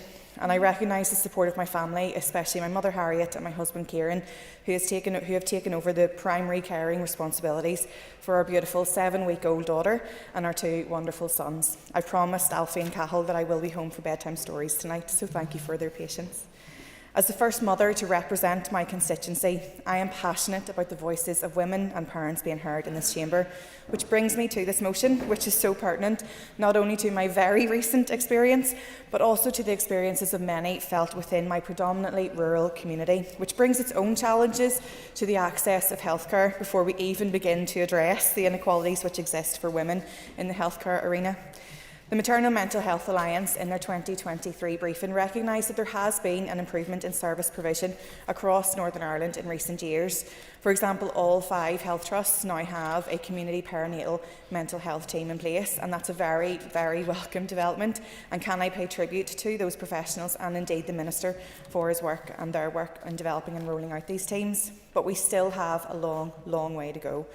The MMHA outlines a number of risk factors with regards specifically to perinatal mental health in Northern Ireland, including the variations between trusts, making service provision a postcode lottery. Everyone in Northern Ireland should have the opportunity to avail of the same level of service provision and access to perinatal mental health. We also need to see the development of workforce planning and funding to increase training opportunities to bolster our workforce. Without properly trained and fairly paid staff, there will be no one to deliver these precious services. A number of years ago, I was able to engage with the WRDA's Mothers Advocacy Programme, MAS. It was through this engagement that I shared my own experience of perinatal and postnatal mental ill health. During that most vulnerable time, my abiding memory is the absolute crippling fear that my baby would be taken from me, either as a result of me accessing the care and help that I so desperately needed, or because I would be deemed unfit for even experiencing the horrendous postnatal anxiety and depression I felt. This fear would have been somewhat alleviated had there been a specific mother and baby unit. The lack of executive has certainly hampered the implementation and delivery of this crucial service, which is definitely regrettable.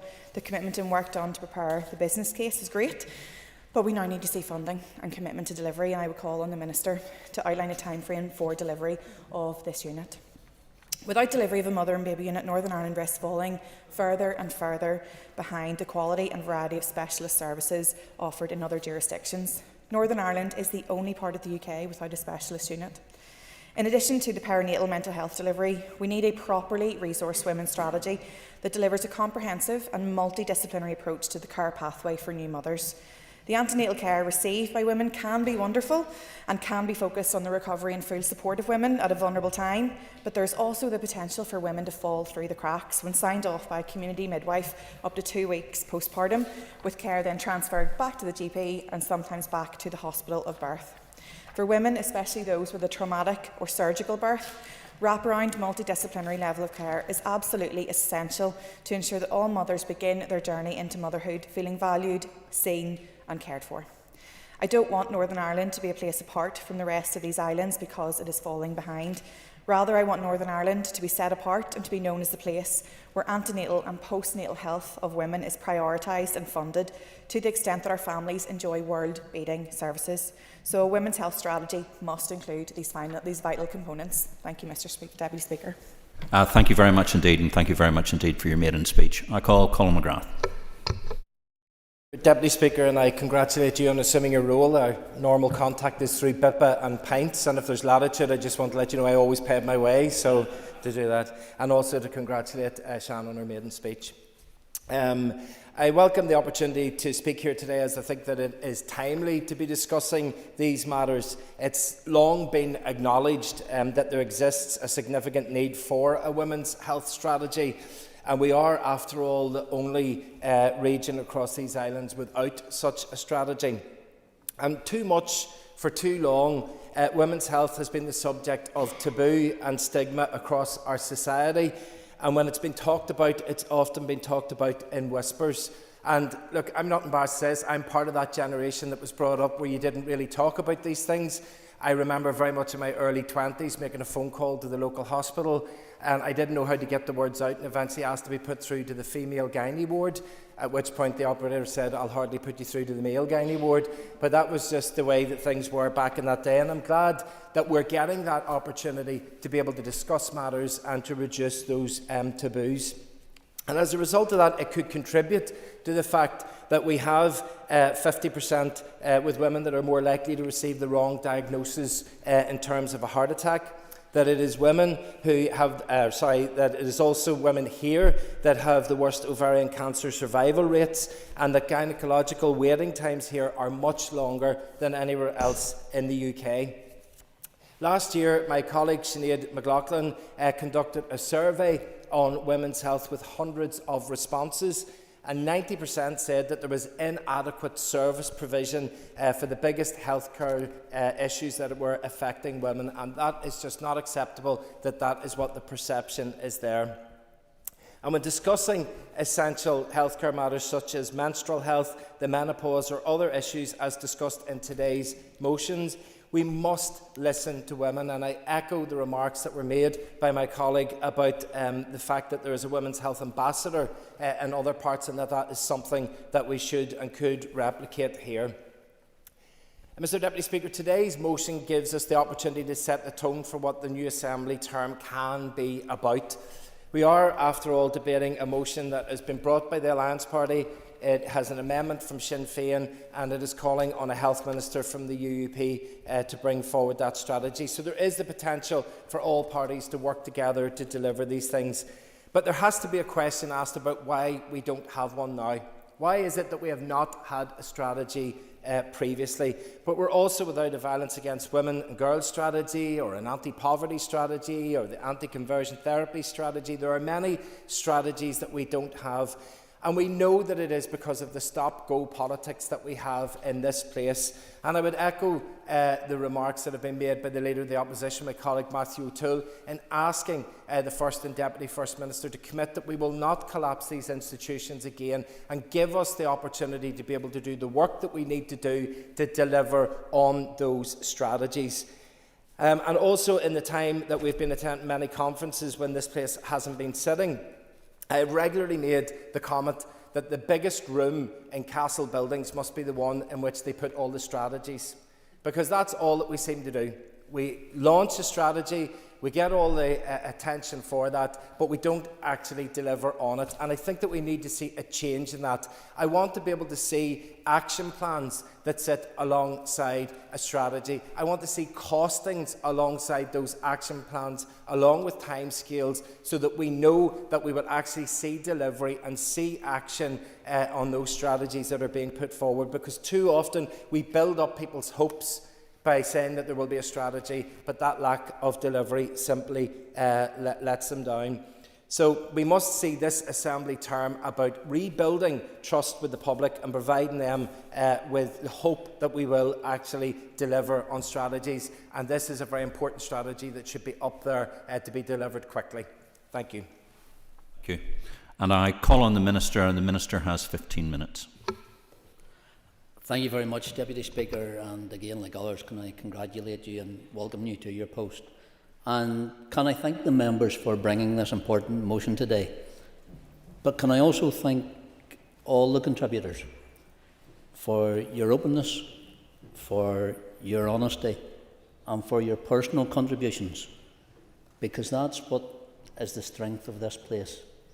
When we debate things that affect all of the people of Northern Ireland. So I want to thank everyone for their contribution today and the tenure it's been had. And I want to start by saying that many of the issues, as we have said, discussed here today, are already priorities for my department, and I want to assure colleagues that work is actively ongoing to try to address these challenges, despite the very difficult financial position that the health and social care system faces. But progress on these key issues will be high on my list of priorities as a health minister, and that's why, as my party colleague had already said, but as minister, I'm keen to support both the motion and the amendment. And I can update the Assembly that my department is in the early stages of developing a Women's Health Action Plan for Northern Ireland. And this will, Mr Deputy Speaker, for the first time, bring all of that work together in a unified plan, actually to demonstrate that we are trying to achieve and highlight where greater attention and action will be needed. That will be the similar approach that I took when developing our mental health strategy, that we actually produced the Mental Health Action Plan first to allow that time frame to make sure the strategy was able to engage across trust, across political, across all stakeholders. And Mr Deputy Speaker, with your indulgence, I will pay tribute to the organisations who are in the public gallery, but I'll not name them all in case I miss someone. But I will say that I'll come back later to speak about the action plan, but first I want to pick up on some of the issues that have been discussed here and to outline the work that my department is doing in these areas. But as Leah Flynn has already pointed out, that each of these topics, I think, are worthy of a debate and a discussion in this place rather than just part of this general motion, and I'm sure the members of the Health Committee will take that forward, and I look forward to working with the new members of the Health Committee, and I pay tribute to those who I worked with in the past as well, because of that way that we were able to approach health in this place. As has been said, women and girls account for 51% of Northern Ireland's population, and yet not enough focus is placed on those women-specific issues. Each one of those nearly 1 million people, as we've heard today, has their own story. Each has their own experience of our healthcare system, and we hear daily, Mr Deputy Speaker, of their challenges and concern when it comes to getting access to the right care at the right time. And as has been raised by members, that includes getting that timely access to our GP appointments, specialised healthcare in rural areas, getting a timely diagnosis and advice and information on female-specific conditions or symptoms to help make those informed choices. And all of which can be compounded further by ethnicity and socio-economic background, and those additional barriers and inequalities faced by the most vulnerable groups of women and girls in our society. Mr Deputy Speaker, members are right to outline the key elements that need to be considered in a women's health strategy, actually to improve that provision and access to key services. Services for menopause, services for gynecological cancer screening, services for cardiovascular health, fertility and pregnancy, baby loss and postnatal health care, to name but a few. But we know in here, we know that collectively these issues cover the whole life course. So improving that lifelong health experiences and outcomes for women also mean better education and awareness from that early age. Learning about, as has been said, the importance of lifestyle and behavioural risk factors, the prevention of illness, living healthily, managing life changes like the menstrual health and menopause, living with health conditions, knowing how and where to seek help when needed. So for the health service, it's about making sure that that help is available and that help is accessible. I fully acknowledge the challenges across all these areas, many of which have already been highlighted by members here today. But Mr Deputy Speaker, I'm committed to addressing these issues for the women of Northern Ireland. And while there are probably too many to cover in the time available, there are a number of areas I do want to mention where I see opportunity for progress to be made. Firstly, I want to prioritise the implementation of the recent Getting It Right First Time, the GIRF report, to improve access to our gynecological services. Our waiting times are simply unacceptable. The report that was published last month as part of the work my department is taking forward under the elective care framework, which I published in 2021, sets out recommendations to actually maximise our capacity, to reduce those waiting times, but to improve patient care and outcomes. And it's as Health Minister that I want to see those waiting lists come down to acceptable levels and expect to see that real progress made with these recommendations in the months ahead. My department has now written to all trusts about the report and will be engaging with relevant stakeholders to progress implementation as far as possible with available resources. And it's recognised that some of those recommendations will require additional investment, and this will impact delivery. And I want to join colleagues as well in recognising the impact that the menopause can have on women, who will all go through this change at some stage in their lives. Mr. Deputy Speaker, I wore the Menovest for a short time, and I think Linda Dillon expressed it very well when she told me straight to my face, "Now you know what it feels like."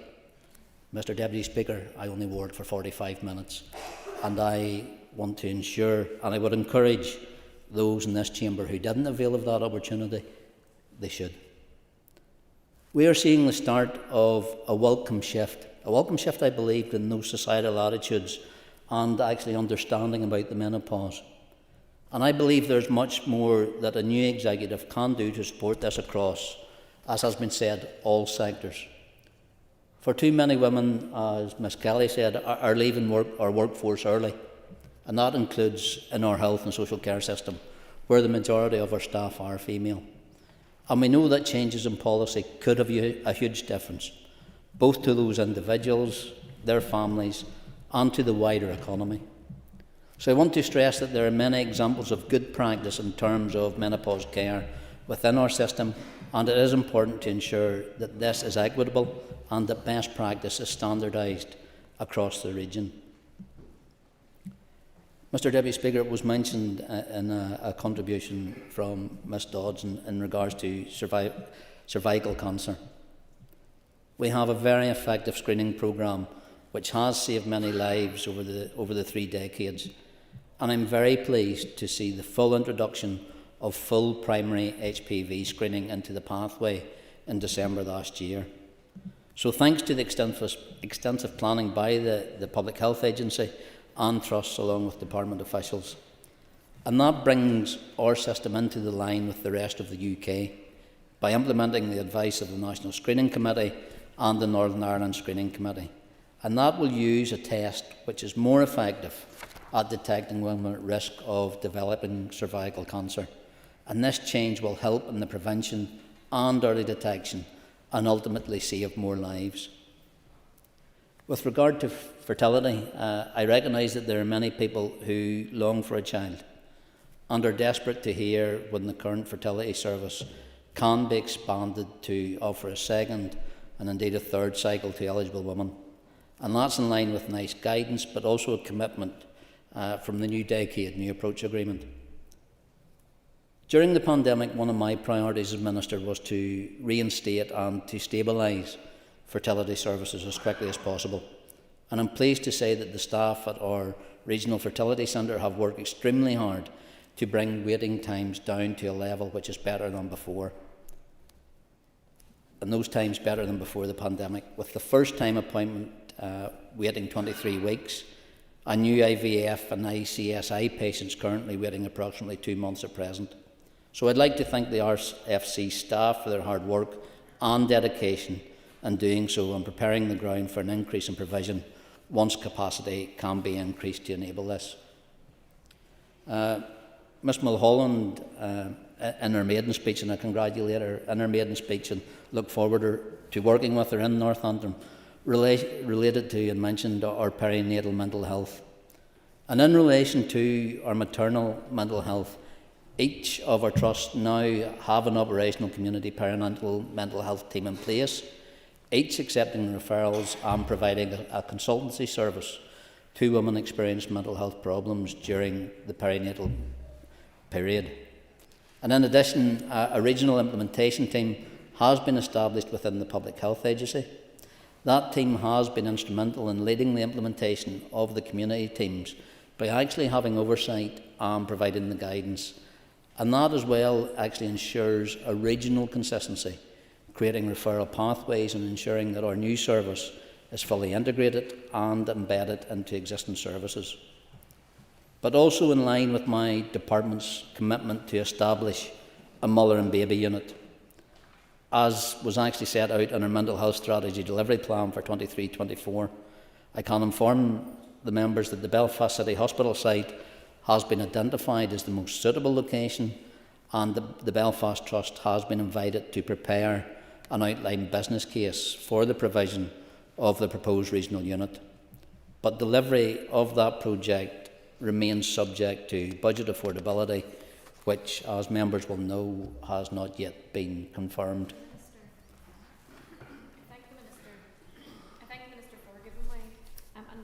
That he did mention, and we recognise the budgetary situation, but in not doing it and not progressing a mother and baby unit, it is actually increasing, particularly for the number of women who would need it, that budgetary pressures elsewhere. So in the initial spend, and yes, of course, we recognise it would be initial spend, it is saving in the long term, because those who go without the care that's desperately needed then impact on the health service elsewhere. And I concur with the members' comments, as I can say about many services across health and social care. So I look forward to her encouraging her two ministerial colleagues to supporting my bids in regards to the forthcoming budgets, in regards to all the work that I want to do across health, as well as establishing the development and the construction of a mother and baby unit, as I actually set out in the mental health strategy delivery plan of 23-24. But Mr Deputy Speaker, I could go on, as there are so many other women's health initiatives across primary care, across social care, across pharmacy, across allied health services, including hugely important areas such as maternal health, sexual health and pregnancy loss that I don't have time to cover today. But I hope that I have assured members that significant work in this area is embedded in my department's work programme as a priority. I'm committed to providing greater focus and coordination on women-specific issues, and to prioritise limited resources where they will be most effective within my areas of responsibility as Health Minister. As I mentioned earlier, my department is in the process of developing a short, medium-term women's health action plan, which builds upon the ongoing work and identifies the priority across actions across women's health services, which can be taken forward within our current budget, as well as those where additional investment may be required. And that, Mr Deputy Speaker, will pave the way for a women's health strategy in the longer term. Crucially, as part of this work, I want to listen to Northern Ireland women and hear their views and experiences of the healthcare system and how it should be shaped going forward. I welcome the fact that as a society we are seeing much more public discourse about women's health issues, and I commend the groups, charities and councils who are helping to bring about that positive shift. I also acknowledge the need for improved public awareness and information. We are working with the Public Health Agency to understand how best we can reach specific groups of women and girls and what this might look like. I want to finish just in regards to this, I apologise. Indeed, we must take note that awareness raising should go beyond the female population to ensure that everyone has a better understanding of women's health issues and the wider impact that this can have, particularly employers. In conclusion, Mr Deputy Speaker, I want to assure members that we have a strong foundation of work in progress, which will be the key components of a women's health action plan. As this work is in early stages, I cannot say when it will be finalised, but I hope to say more about this in the weeks and months ahead. So by putting women at the centre of the discussions, we can assure that their voices are heard and that the limited funds are appropriately aligned with priorities. I'm confident that with the approach I have outlined today and the support of the Assembly colleagues, we can improve health outcomes for all women and girls in Northern Ireland.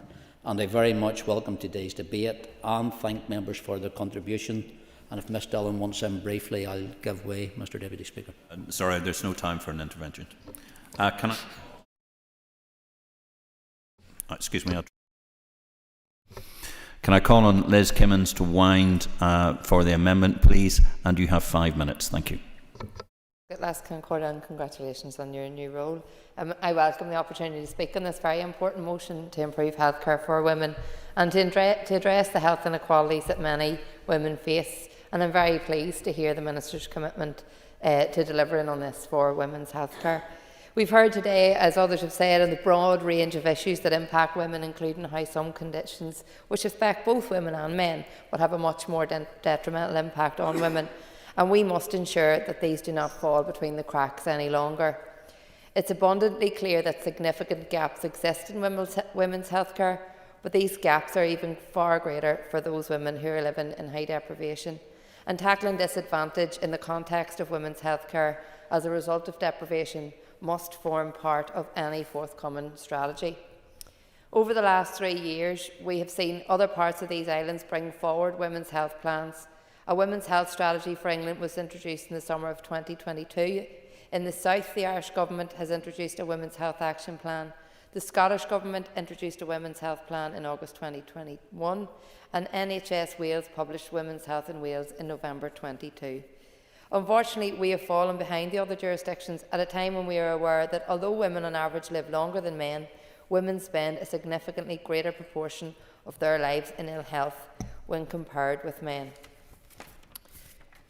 We're all too aware of the many complex health issues that women and girls face, as been described perfectly here today, and there does need to be a clear focus on women-specific issues as highlighted in today's motion. We saw headlines at the start of the month that outlined how over 37,000 women were on waiting lists for gynae services, with many waiting over 3 years for treatment. And just last week, we heard that breast cancer referral targets were being missed, with only 52.9% of urgent referrals being seen within the 14-day target. This means that during the quarter ending September 2023, 1,566 women were not seen within the target date. We need to do better for these women and girls. Early detection of breast cancer is key for targeted treatment and for increasing survival rates for women. And that is why we must also see the implementation of the cancer strategy, which will undoubtedly help to tackle these issues. As others have highlighted, there needs to be a strong focus on maternity services as we see increasing numbers of women accessing maternity services across the north. And this strategy must recognise the need to ensure the delivery of high quality, safe services for women and families. And the progress on the mother and baby unit is also very welcome. The needs and health of women using maternity services are changing rapidly, and if improving women's overall health is at the heart of this strategy, this will ensure better outcomes for expectant mothers and their babies. Just a few months back, I myself had the pleasure of using the fantastic maternity services in Daisy Hill Hospital, and I cannot emphasise enough the first-class care that my baby son and I received, from my first scan to the aftercare I received in the community from the amazing midwives and health visitors. The wide-ranging and growing complexity of the care that maternity services provide cannot be understated, and we now have a real opportunity as part of this strategy to underpin improving the health and outcomes of mothers and babies, both prior to and during the time that they are being cared for by those working in maternity services, which will have lifelong benefits for women. As many of the speakers today have outlined, there is a clear and immediate need for the development of a women's health strategy. And it is important that as this work is progressed by the Minister and the Department, that the voices of women and girls are heard and listened to. Any plan or strategy brought forward must reflect those views and seek to address the disparities and inequalities they face across the health and care sector.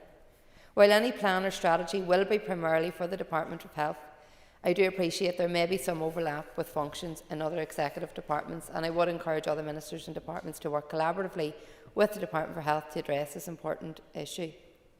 In my role as the Income and Health Committee Chair, I want to ensure there is a clear focus on a women's health strategy, and the committee will work with and support the Minister and the Department where it can, and where needed will hold the Minister and Department to account on the key priorities that are brought forward.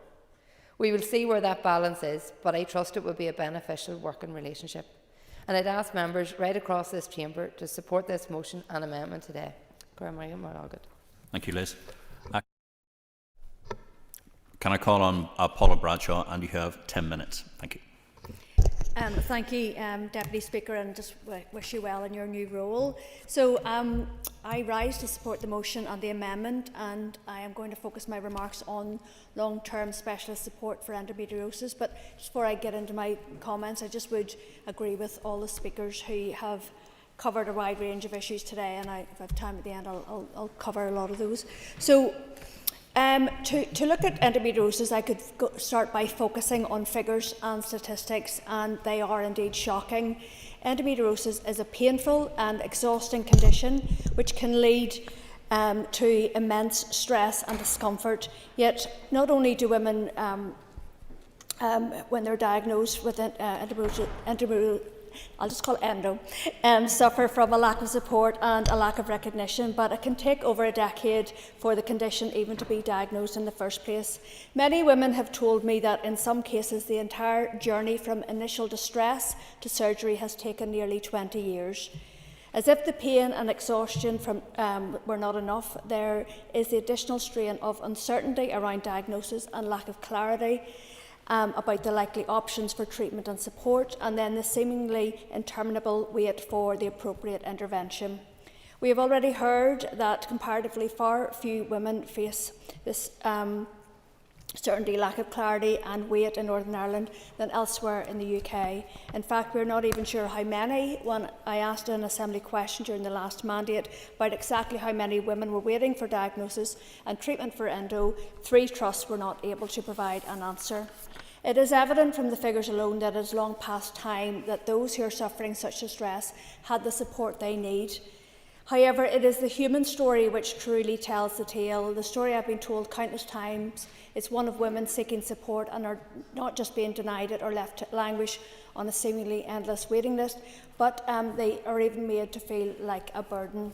Female pain and exhaustion are too often overlooked in medical care everywhere, and when you add in our waiting lists and lack of specialist support, then the situation here is plainly even worse. I wish at this stage to pay tribute to the Northern Ireland Support Group for Endometriosis UK, without which many women would be in an even worse position than they are. Their work is invaluable. So turning, Deputy Speaker, to the contributions from today. So my colleague Nuala McAllister, she proposed the motion and called for it to be fully costed, fully developed in a holistic approach that's co-designed with representatives from across many sectors, and she also highlighted that it is Sexual Health Week. Linda Dillon raised the issue around the 2,000 women in 2022 who lost their lives to heart disease, calling it the leading cause of death for women, and she called for more timely and effective awareness raising among women. She spoke of her personal experience. Go ahead. Member for giving way. It is actually the point I was going to make to the Minister around that awareness raising needs to be done in conjunction with the community. So given that Community Foundation NI is here, it is important that we support them in order to support the community to ensure that we reach those. There are not people who are hard to reach, there are services that are hard to access. Thank you for fully endorse that. So Ms Dillon talked about her own experience of menopause, and she called for age-appropriate education in schools around menstrual issues to also include this area. So Diane Dodds, she talked about this debate providing an uncomfortable truth about the state of services and said that we need action on this issue. She talked about the link between deprivation and poor health, and went on to talk about the 17,000 women who've been affected by the cervical smear test review in her Southern Trust area, and talked about the questions. Yes, I will. Agree with me that despite the regrettable situation in the Southern Trust area, it should not put off any woman in Northern Ireland from seeking an appointment for screening. Thank you. It's a very important point, and the All-Party Group on Cancer, the professionals who came from the Trust and from the Public Health Agency wanted us as elected reps to very much endorse that message. So thank you, Mr Chambers. So leaning on to your remarks, and I thank you for attending the Chamber. You were the first male to speak in the Chamber, and it's really important that this is not just seen as a women's issue, but that it's a whole of societal issue around getting women's health right. And you mentioned there around the long period of time in which women's health issues were disregarded, and that we have to adopt a whole life course approach to the women's health strategy. So turning then to my colleague Sinead McLaughlin, and she talked about the constituent she has engaged with who've had to leave work due to the debilitating pain from endo and the broken and inaccessible service at times for women. She talked about the long waiting times, painful waiting times for women accessing their first gynae appointment, consultant appointment, and she talked about her own diagnosis for endo. So Orlia Flynn talked about the APG on women's health, and I think that I would very much agree with the member that all the members on that from across this House have come together around these very important issues, and there is genuine cross-party consensus on the need for this women's health strategy. And I fully agree with her in that there are so many issues there that we need to ensure that this women's health strategy is robust and it is inclusive of all the issues across a women's health span. And we do need to catch up with other parts of these islands. So Deborah Erskine, she talked about the amazing role of the community groups, many of whom are in this chamber this morning or looking on via our internet provision. And she said that we need to ensure that they are involved and that we build upon their work already, and that the actions that come from the action plan and the strategy are robust. She said that there needs to be wholesale buy-in from women, from the community groups and the healthcare professionals, and that training is really going to be essential for GPs. So my colleague Kelly Armstrong highlighted the fact that there are other parts of these islands, Scotland, England and Wales, that have already got their women's health strategies in place, and that we need to ensure that when we get ours developed, that it runs in time with budgets, and that it needs to be fully funded. She talked about, in particular, around the issue of menopause and how it is life-changing, with many women having to give up their jobs, reduce their income at a time when it should be the peak of their careers. She also talked about her own personal experience of miscarriage and trying to access fertility treatments. So Shan Mulholland, another colleague of mine, she provided in her maiden speech some insight into her constituency as the first mother to represent North Antrim, and in particular the barriers that the constituency she represents have in accessing healthcare in rural communities. She talked about how important perinatal mental health is, and again shared her own personal experience of perinatal and postnatal depression and anxiety, and I thank her sincerely for that. She also mentioned that the need for a specialist, for the specialist mother and baby unit to come forward, and for the Minister to provide the time frame for that. So Colin McGrath, also much indebted to you as another male, talked about again that the only region of these islands that doesn't have a women's health strategy, said that we have to remove the taboo and stigma around all the issues, highlighted the worst ovarian cancer survival rates, and that 90%, he also referenced his colleague Sinead McLaughlin's survey, where 90% of women indicated that they felt that services for women were inadequate. He called for a women's health ambassador and said that if we take this forward in building up hopes, we need to ensure delivery. The Health Minister thanked everyone for their personal contributions and said that the wider population of women will also have similar stories, and that he has placed this issue at, high on his list of priorities. He explained the process around the fact of bringing forward a Women's Health Action Plan in the first instance, and said that he felt that this was the right approach because it was demonstrated through the Mental Health Action Plan as a good way of getting the issues together and moving forward. And I think that another thing that I thought was of importance in the Minister's statement was around the issue of ethnicity, socio-economic groups and vulnerable and marginalised women, and the need to ensure that the strategy very much takes account of different groups of women in society, and talked about the opportunities for progress in the short term around getting it right first time, report around access to gynecological services, and explained that he's looking at the recommendations around that. And then Liz Kimmins then closed off by talking about health inequalities and gaps in healthcare, and how we need to look at high areas of deprivation. Thank you. Thank you very much indeed, Paul, and thank you very much indeed for keeping to the time. Thank you. The question is that the amendment standing in the names of Linda Dillon and Liz Kimmins be made. All those in favour say aye. Aye. Any contraries? Okay. The ayes have it. The ayes have it. Therefore, the question is that the motion as amended be agreed. All those in favour say aye. Aye. Any contraries? Motion is carried. Thank you. Right, that concludes the item of business, and members take their ease while we transfer over the chair. Over to you.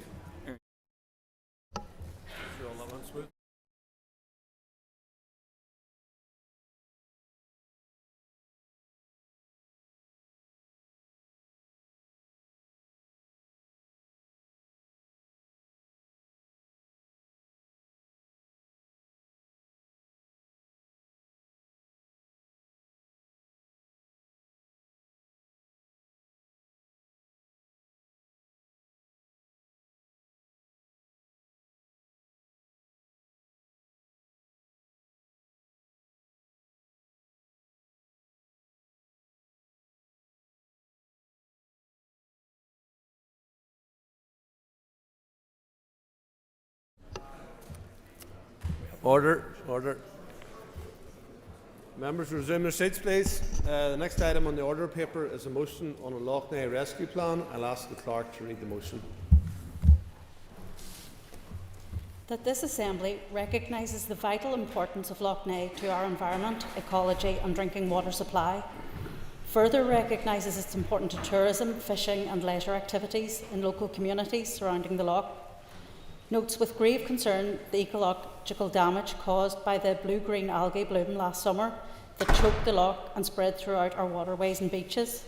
Calls for a cross-departmental body to be set up to address the immediate issues facing Lough Neagh, and further calls on the Executive to put in place a new management structure and plan to include input from communities and organisations with an interest in the welfare of the lough, so that it can be managed, protected and promoted in the interest of all. Thank you. I call Philip McGuigan to move the motion. Thank you. The Business Committee has agreed to allow up to 1 hour 30 minutes for this debate. The proposer of the motion will have 10 minutes to propose and 10 minutes to wind. As an amendment has been selected and published in the marshal list, the Business Committee has agreed that 15 minutes will be added to the total time for debate. Please open the debate on the motion, Mr. McGuigan. Count Collier, and I would just like to begin by welcoming the Minister to the debate and want to congratulate Minister Muir to his appointment as the new DAERA Minister, not just in taking up that role, but in creating his own bit of positive history. And actually, I had a memory came up on my Facebook from 4 years ago. It was our inaugural run together, the MLA running group at Stormont that lasted, I think, maybe one run. It's interesting to note in the intervening 4 years, the Minister's carved out a very successful political career and as a Minister, and I have become an accomplished cyclist. But anyway, 2 weeks ago we did have the world's media here in the north, and they were here to cover a good news, positive story around the resumption of the Executive and the Assembly, and not to mention the historic nature of Michelle O'Neill becoming the North's First Minister. But we're all aware of the topic of discussion, and we're aware that during last summer that same media, local and further afield, were attracted here to the north by a much less positive story. And that was of the ecological disaster that was playing out in stark reality in front of our eyes on Lough Neagh with the toxic bloom of blue-green algae. And the Minister and his ministerial colleagues will have entered their departments, I'm sure, with an overflowing entry. But the work of saving Lough Neagh and repairing the damage to its ecology and environment and that of its tributaries and surrounding land must be a top priority for the Executive in the time ahead. We need to see decisive action. The public want to see decisive action. And as our motion states, Lough Neagh, the largest freshwater lough in Ireland, is vitally important to our environment, our ecology, our public health, supplying as it does 40% of the North's drinking water. It plays an important role in local tourism, it's vital for the local fishing industry, and it is important to leisure activities, especially for the local communities surrounding the loch. And what are we asking for in our motion today? When this ecological catastrophe was playing out, as I said, in front of our own eyes during the summer months last year, we didn't have an assembly, we didn't have an executive, and therefore we didn't have ministers taking decisions. Civil servants were doing their best, but were constrained by the decisions that they could take. So we're obviously in a different scenario now. What we want to see is an executive agreement in the formation of a cross-departmental structure to be put in place to deal with the crisis in Lough Neagh, short, medium and long term. The issues affecting the loch are cross-cutting. Some will lie within DAERA, others will lie within DFI, others within the Department for Communities and other government departments. And obviously NI Water, the NI Environment Agency, some councils will need to be represented, as well as representation from NGOs and local community groups, fishermen, Lough Neagh Partnership and other stakeholders, as the Alliance Amendment states, and which we will be supporting today. And despite the nature of this structure being cross-departmental, we do believe that one executive minister needs to be responsible and therefore accountable for its work. With public health, as well as both economic and environmental sustainability, now major concerns of the loch, we cannot afford to be unclear when it comes to responsibility and accountability.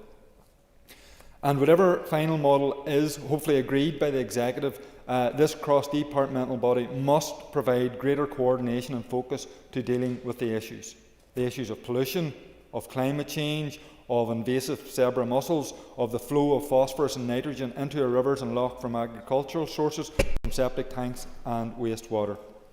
Dealing with and solving these issues and others requires an agreed management plan and strategy for the loch so that it can be managed, protected and promoted. So we want to see also an agreed management plan and structure put in place, again with the help of key stakeholders and those surrounding Lough Neagh. The issue of resources are quite rightly a key focus for the new executive, and what we're asking for is that the executive must ensure that a rescue package and plan for Lough Neagh is properly resourced, both in terms of a financial recovery package, but also in terms of necessary personnel within departments to take agreed actions forward. And finally, Collier, whilst it is not contained within the motion, Sinn Féin's long-held position is that Lough Neagh must be brought into public ownership. We would like to seek and see consensus within the executive to begin exploring options for bringing the loch into public ownership as soon as possible.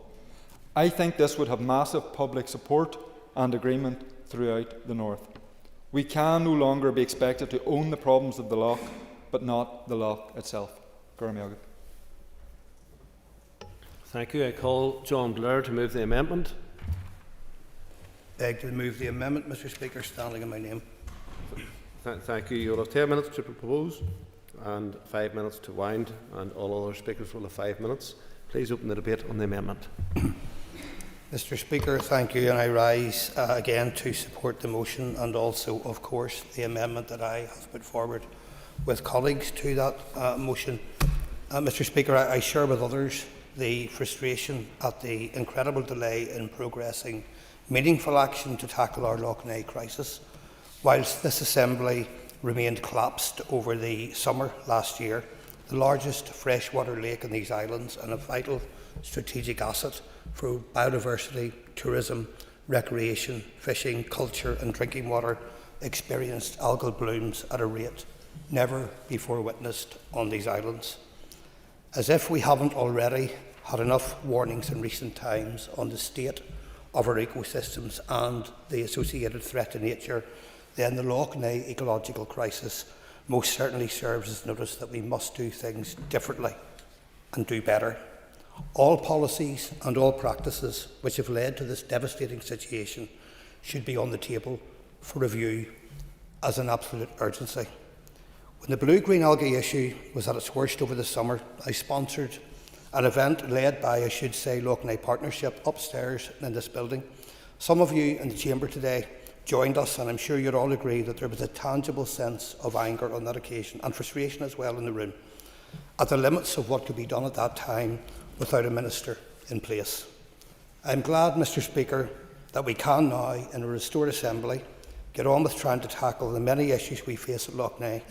Just last week, after only a few days in office, the new Agriculture, Environment and Rural Affairs Minister was on a boat in the middle of the lough, seeing firsthand the work that needs to be done. It is reassuring to hear the Minister saying that the Lough Neagh crisis will remain high on his and the Department's agenda going forward. But we must, Mr. Speaker, be under no illusion. The restoration of the Assembly will not and cannot lead to a quick fix solution. This valuable natural asset can be saved, but it will take a very concentrated and coordinated effort by ourselves as elected representatives and various government departments and agencies over a long period. There is damage done over a long number of years to be put right. If you'll allow me, Mr. Speaker, to use the opportunity to highlight some of the work I have done with colleagues to address the issue in the long term, I'll take a moment to do that. My colleague, Shamil Holland, deserves a particular mention for her work on this. Our 5-point plan for Lough Neagh clearly details what actions need to be taken now. The first being the establishment of an independent environmental protection agency, a long-standing policy of the Alliance Party. This new body would have the authority to oversee and enforce environmental laws with powers beyond DERA, NIEA and also the OEP. Our plan for Lough Neagh also details increasing fines and penalties for polluters, and this is a must. The fact is that it will take 20 years at least for the phosphorus sediment in the bed of the lough to rectify itself naturally, or even begin to. But we will never achieve this if we continue to pump the same substances into the lough at the same rate that they're being pumped into the lough at this time. It is clear beyond doubt that the bacterium in the lough is due to nutrient overload. The figures are out there. About 64% resulting from farming practices, 24% from water treatment and sewage, and 12% from septic tanks. Therefore, we must look seriously at it. Yes, I'll give way. The member just maybe give some clarity regarding those figures, as in how those figures were deprived, the 64% and the 20 and the 12, how those figures are came about. Mr. Speaker, I'm very happy to respond on that and confirm that those are not my figures, but the figures of the Department, as presented to the cross-party updates that have been given on Lough Neagh. I'm assuming I don't have all of the contributors in front of me listed, but I'm assuming that, for example, AFBI and others would have contributed to that, and those were the figures stated at those briefings. And the point is that we must look seriously in light of those figures, that as well as doing what I've outlined on pollution, also secure investment in our wastewater infrastructure and supporting more nature-friendly farming practices. The required DFI role and commitment here further reinforces the need for that interdepartmental and interagency approach that we often reference. The final point of the plan, Mr. Speaker, closely aligns with the motion today. Creating a new legislative duty to cooperate in developing an integrated management plan. There is currently a myriad of public bodies that hold some level of responsibility for the lough and its shores, but we lack effective coordinated governance. It is for this reason that Alliance supports the call of the motion for a cross-departmental body, as well as a new management structure to include input from communities and organisations with an interest in the welfare of the lough at heart. It is at this point, Mr. Speaker, that I've added a minor amendment to the motion to ensure the inclusion of relevant non-governmental organisations to have a vital role to play also in relation to Lough Neagh, as well as the planning of these actions for the future. Northern Ireland Water is perhaps the best example of these NGOs. There will of course be others, but we must take the responsibility of those bodies very seriously and ensure that feedback and action from them is also guaranteed. Further to this, as our 5-point plan clearly highlights, any new duty to cooperate must lead to tangible, measurable and fully resourced outcomes. Alliance, Mr. Speaker, will continue to press hard on Lough Neagh because the future of our waters depends on this. For that reason, on behalf of the Alliance Party, I am content to support the Lough Neagh Rescue Plan motion today with, of course, the amendment from ourselves added. Thank you, Speaker. Call William Irwin. Thank you, Mr. Speaker. This is no doubt this is an issue that has concerned the general public right across the province, given the size and indeed the significance of Lough Neagh in our environment. The lough contains around 800 billion gallons, provides 40% of the province's drinking water, and therefore is very much in people's minds, especially when we see the negative impact of the algae problem and how this spread into the rivers and eventually affected portions of our coastline. The contributing factors that give rise to last year's algae blooms are many and complicated, and by all accounts will be by no means easy. I don't believe there will be any quick fixes. The exceptionally warm month of June last year, followed by a very wet July and August, are believed to be significant contributors, along with issues such as farm nutrient runoff. Scientists are clear that this bacteria grows more quickly at very warm temperatures, which is what we experienced in 2023, when then what followed was well above average rainfall, washing nutrients from the soil into the watercourses. Indeed, such was the amount of rainfall in the autumn that at one point the lough was 1.6 metres above normal levels. Then we think of the zebra mussel issue. It is interesting to note that the species that filters water and makes it cleaner has such a negative impact of allowing sunlight to penetrate much deeper into the lough, allowing the growth of bacteria and an acceleration of the algae problem. This will be another complicated issue to resolve dealing with the invasive species. I think it is very useful. We had a report on how the lough is at this very moment in time, because it has been some time since the public have had any information on the lough's actual water quality currently. I would be especially interested to inquire what impact the recent very heavy and persistent rain has had on the algae issue, mixed with colder winter temperatures. I feel it is important that we have regular reports on the condition of the lough water and the impact of the lough's ecosystem. That would be useful to see. It would be useful in forming further debate and action. Reduction of the algae issue will take a lot of discussion, further scientific investigation, and finance to adequately resolve in the longer term. Some of these issues, I imagine, will be difficult to achieve and will be vulnerable to weather patterns. Hence, my suggestion for more detail on the lough after a period of considerable rainfall. I note that the new Dear Minister's tone on this issue is very much of managing expectations.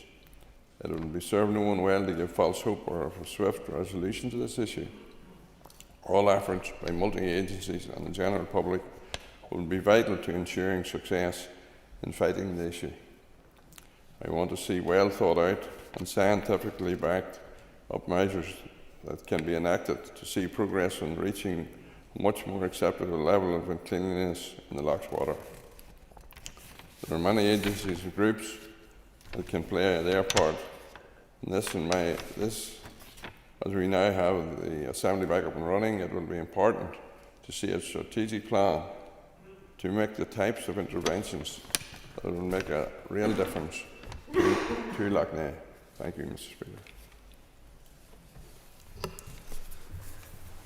The Business Committee has arranged to meet at 1 p.m. today. I propose, therefore, by leave of the Assembly, to suspend the sitting until 2 p.m. The next member to be called will be Dr. Steve Aiken. The sitting is by leave suspended.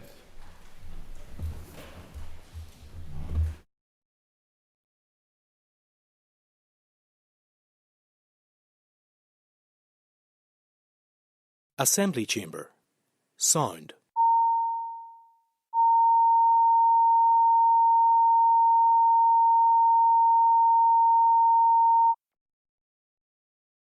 Assembly Chamber. Sound.